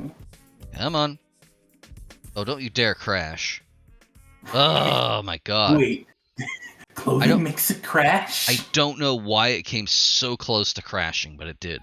Anywho, this is the current, like... This is the current, like, canon Star Trek outfit. Like, this is the uniform that everyone in the era of the game wears. I have customized it a little bit. This is, like an away team outfit. It's got pouches and shit, but it's got the captain stripes and a little formal white thing on the top. I can see, now that I get a front-facing view, I can see where you tried to make her, like, broad-shouldered and big. Yeah. But the issue is the moment you begin to turn her to this... The moment you try to turn her to the side, I'm just like, Jesus Christ, what is with the Pixar mom ass? Yeah, there's no butt slider. So if you want to make them... If you want to make someone not completely rail thin side on, you have to make the hips deeper, and making the hips deeper just kind of gives you just a juicy fucking dumper. There's just no way around it. Regrettable, really. And there's no arm slider either. There is, but it doesn't do as much as you'd like. Ugh. So like I got arm bulk like 90% of the way up, and the rest of it is just wiggling. You can have some real just like taffy arms, but you can't have big arms. You can just have like noodle arms, or you can have just regular normal arms. Make your arms you can make your arms disconcertingly long if you want to, but that's about it. Anyway, that is the current like modern outfit. You got the Wrath of Khan outfit because I felt like making one of those for some reason. But let me show you. Come on, don't crash. There we go. Let me show you. God, there's like 4 fucking presets for the Discovery uniforms. I hate these things. Here is... Let's see. Odyssey is the modern one. I just showed that one off. This has like division stripes and shit. Back when the game launched, they didn't have this. They didn't let the people making the game have like an official uniform, so they just kind of winged it. They had different ones with just like different. Like this one is supposed to be basically like a jacket over like a turtleneck, kind of. Doesn't really look right. It's got like paneled pants. And there's a whole bunch of like variants of these. So like then there's this one, which is used in most of the concept art and like promotional art for the original launch of the game, because this is the most Star Trek-y of these like launch outfits. You got your little like rank thing here, presumably a badge over here. You just got like it's Star Trek enough. And then you get like some of the weirder stuff, like this one. Okay, this one is it's interesting though. It doesn't say to me this person works on a spaceship so much as like they're in like a it almost says to me like this person, this is like the undersuit to like an exosuit. Like this is a plug suit looking thing. Yeah, this one is a bit more plug suity. Sierra Experimental, which is just like it's got like weird angles. It doesn't look very Star Trek. Also, it's got loose pants and sneakers for some reason. I don't know what's up with that. And then you got this one, which is kind of the worst of all of them. And what else do we got? Oh, and then you have this one over here, which is just absolute garbage, total dog shit. I don't know why they ever thought this would be a good idea. It looks like the Vault Tech uniform. Yeah, at some point, some production designer at CBS was like, "Hey, what if everyone just wore an extremely stiff-looking blue jacket with like weird metal piping and shit?" And the only way to tell anyone's rank apart is to look at their comm badge for some fucking reason. It's real bad. I'm sad that I don't have this unlocked, because this is some real 70s shit right here. This is the real shit. Look at this. Sort of similar to what Muna was saying earlier. Why does it feel like all the fashion in this is like generic Star Wars character fashion? Like this is what the Star Wars characters that are like not interesting and living on Coruscant all dress like. Yeah, this is what the extras in the background of like Cloud City or something would wear, yeah. But back on Star Trek: The Motion Picture, this was like the actual Operation uniform, like on the Enterprise. People just wore this on the bridge. Huh. That's... Oh, and then here's the Next Generation. I think they set the colors on these wrong, because they don't look correct. Typically, anytime I'm actually going through here trying to recreate something from the show, I go on the wiki and I just look up the meticulous canon color guides that people like have made. Why does everybody wear the same like baggy military pants and boots? Like in terms of let's see here.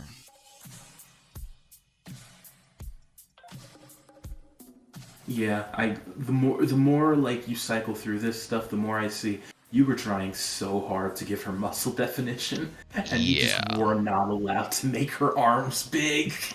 Compromises had to be made. Like the more I look at this, the more I'm just like, if you had actually gotten to like make her arms big, it would be so obvious that this is big bitch.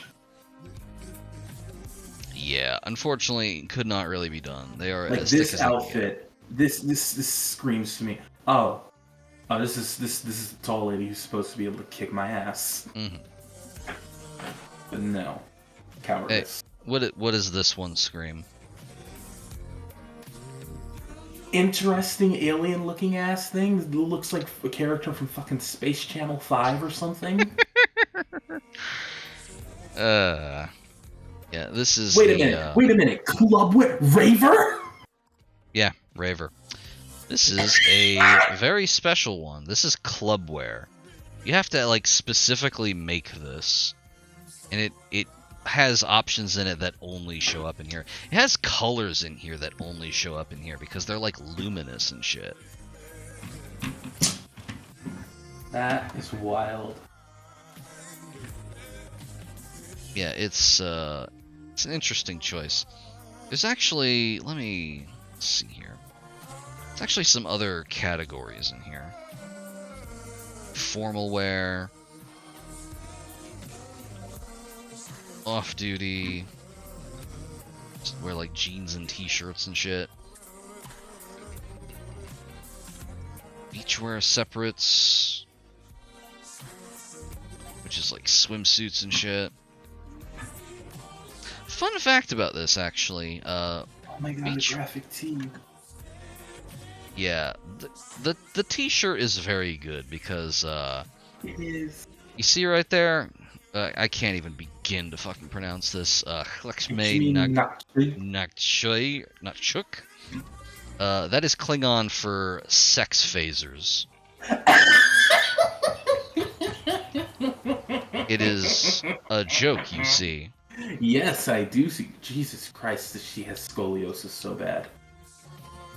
Yeah, that's just kind of your cryptic MMO animation suite right there. Anywho, this is a T-shirt that appears on a character in Star Trek Picard. She's like a teenager, so you know she listens to bands like the Sex Phasers. Right, the Sex Phaser. It's clever, but that's so dumb. It is pretty dumb. This is my favorite thing though. Hoolagorns. And then there's this dumb bullshit. Oh my god, that's great though.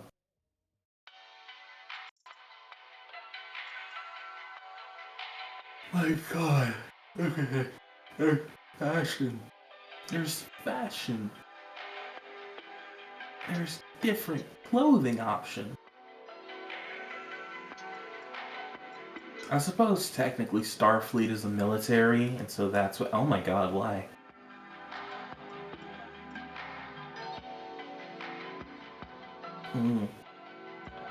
Blech.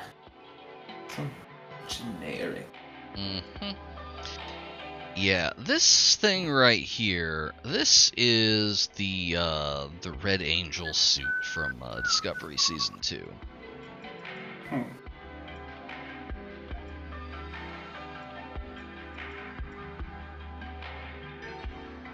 It's just a power armor suit. Some time travel bullshit. Is your head clipping through it again? Probably.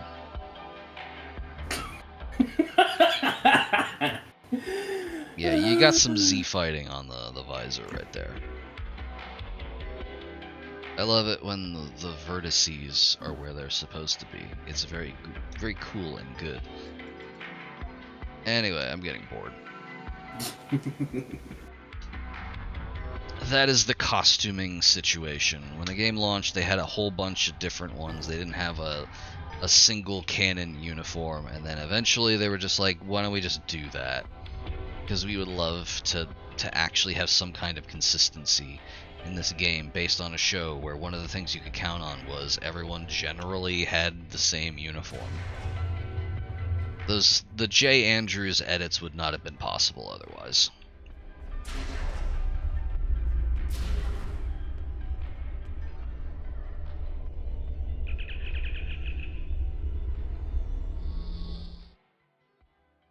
Oh my god, what was like the flip phone thing? That was actually cool. They have flip phones. The flip phone. What is that? Oh, it's just a cloak shipped. The flip phone is the old school communicators from original series. You know what? I think they should bring them back. I have bad news. They did bring them back in Enterprise. They kind of brought them back in Discovery, and then they just decided that people use comm badges. Even though it's pre-TOS. Oh, come on! There's a reason that I constantly, anytime that show comes up, have to fucking snipe at it. It's not good.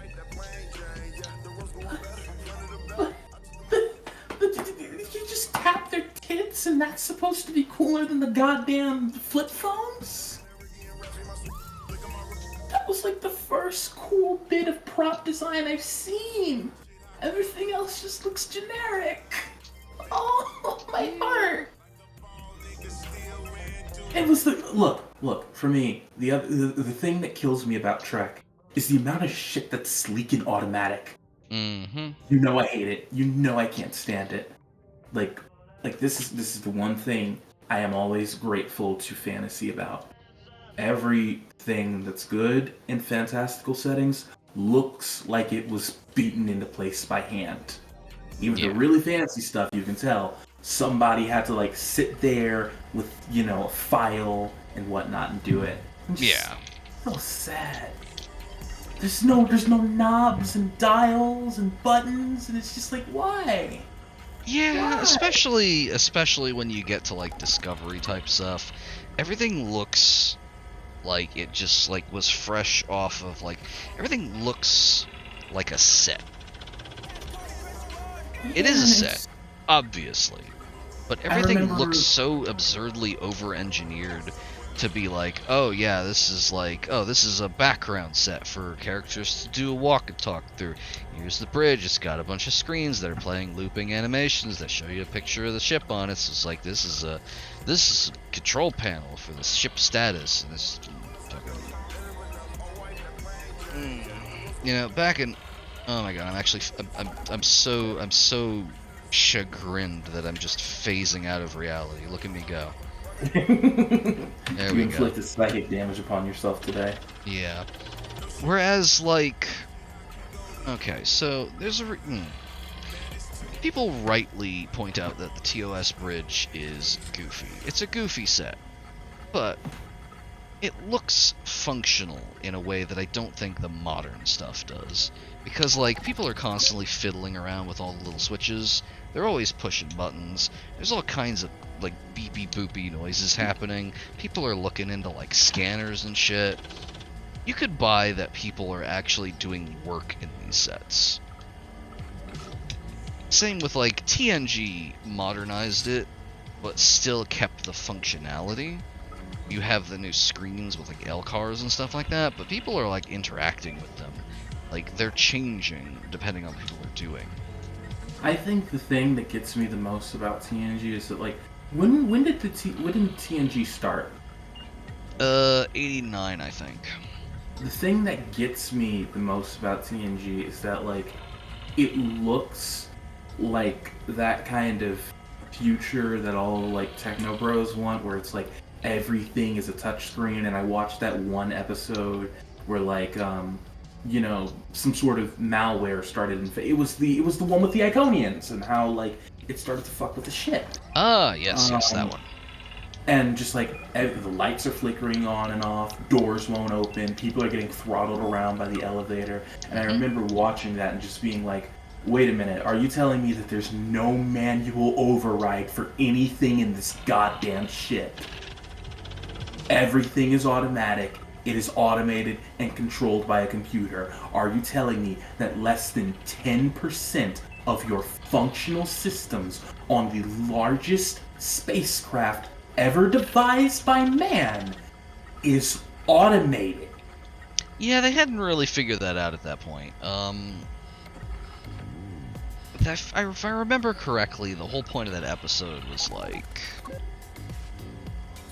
I don't remember that fucking episode. I remember the orb, and they pondered it so hard they got a virus. I remember that.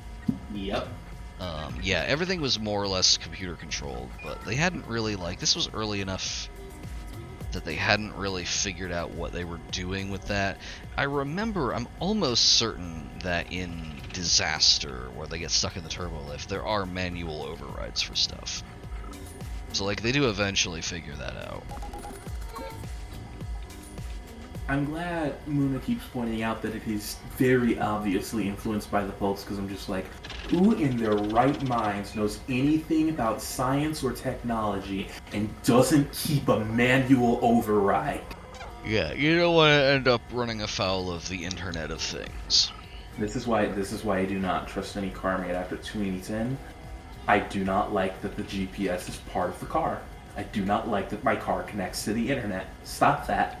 Stop that. You are completely right to be suspicious of that.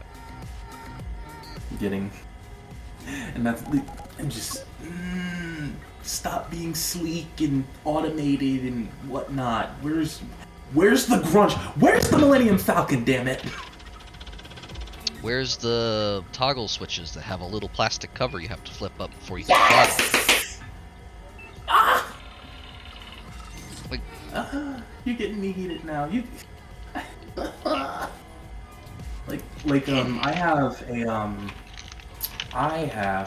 pull it up actually.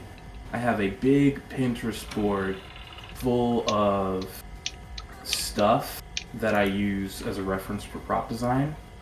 Let me try to pull it up. Where is it? There it is. And it is just filled to the brim with stuff that looks like you could manually control it. I don't know. Just like that. It looks like that. It's very, very important to me that you can actually manually control something. Oh yeah, I love this shit. This is real good. Right, like that's sort of like 90s to mid 2000s, like there's dials and knobs and CDs and whatnot. Yeah. I find that very, very important. Yeah, same. That's easily my favorite sci-fi aesthetic. I feel like there needs to be way more of it. I'm not mad at Advent Children's Nokia phones. Give me more of those. I think that they are better. Like for me, yes, my big, nice smartphone is great. You know what would be even better? If I could, like, functionally turn it into a mini laptop. You know, I had one of those very early smartphones that had the sliding keyboard underneath. I do miss that. I do miss having a physical keyboard. People are like, I'm sad the Blackberries died out. I feel like they were very, very good, and nobody gets that anymore. Agreed. Just anything with, like...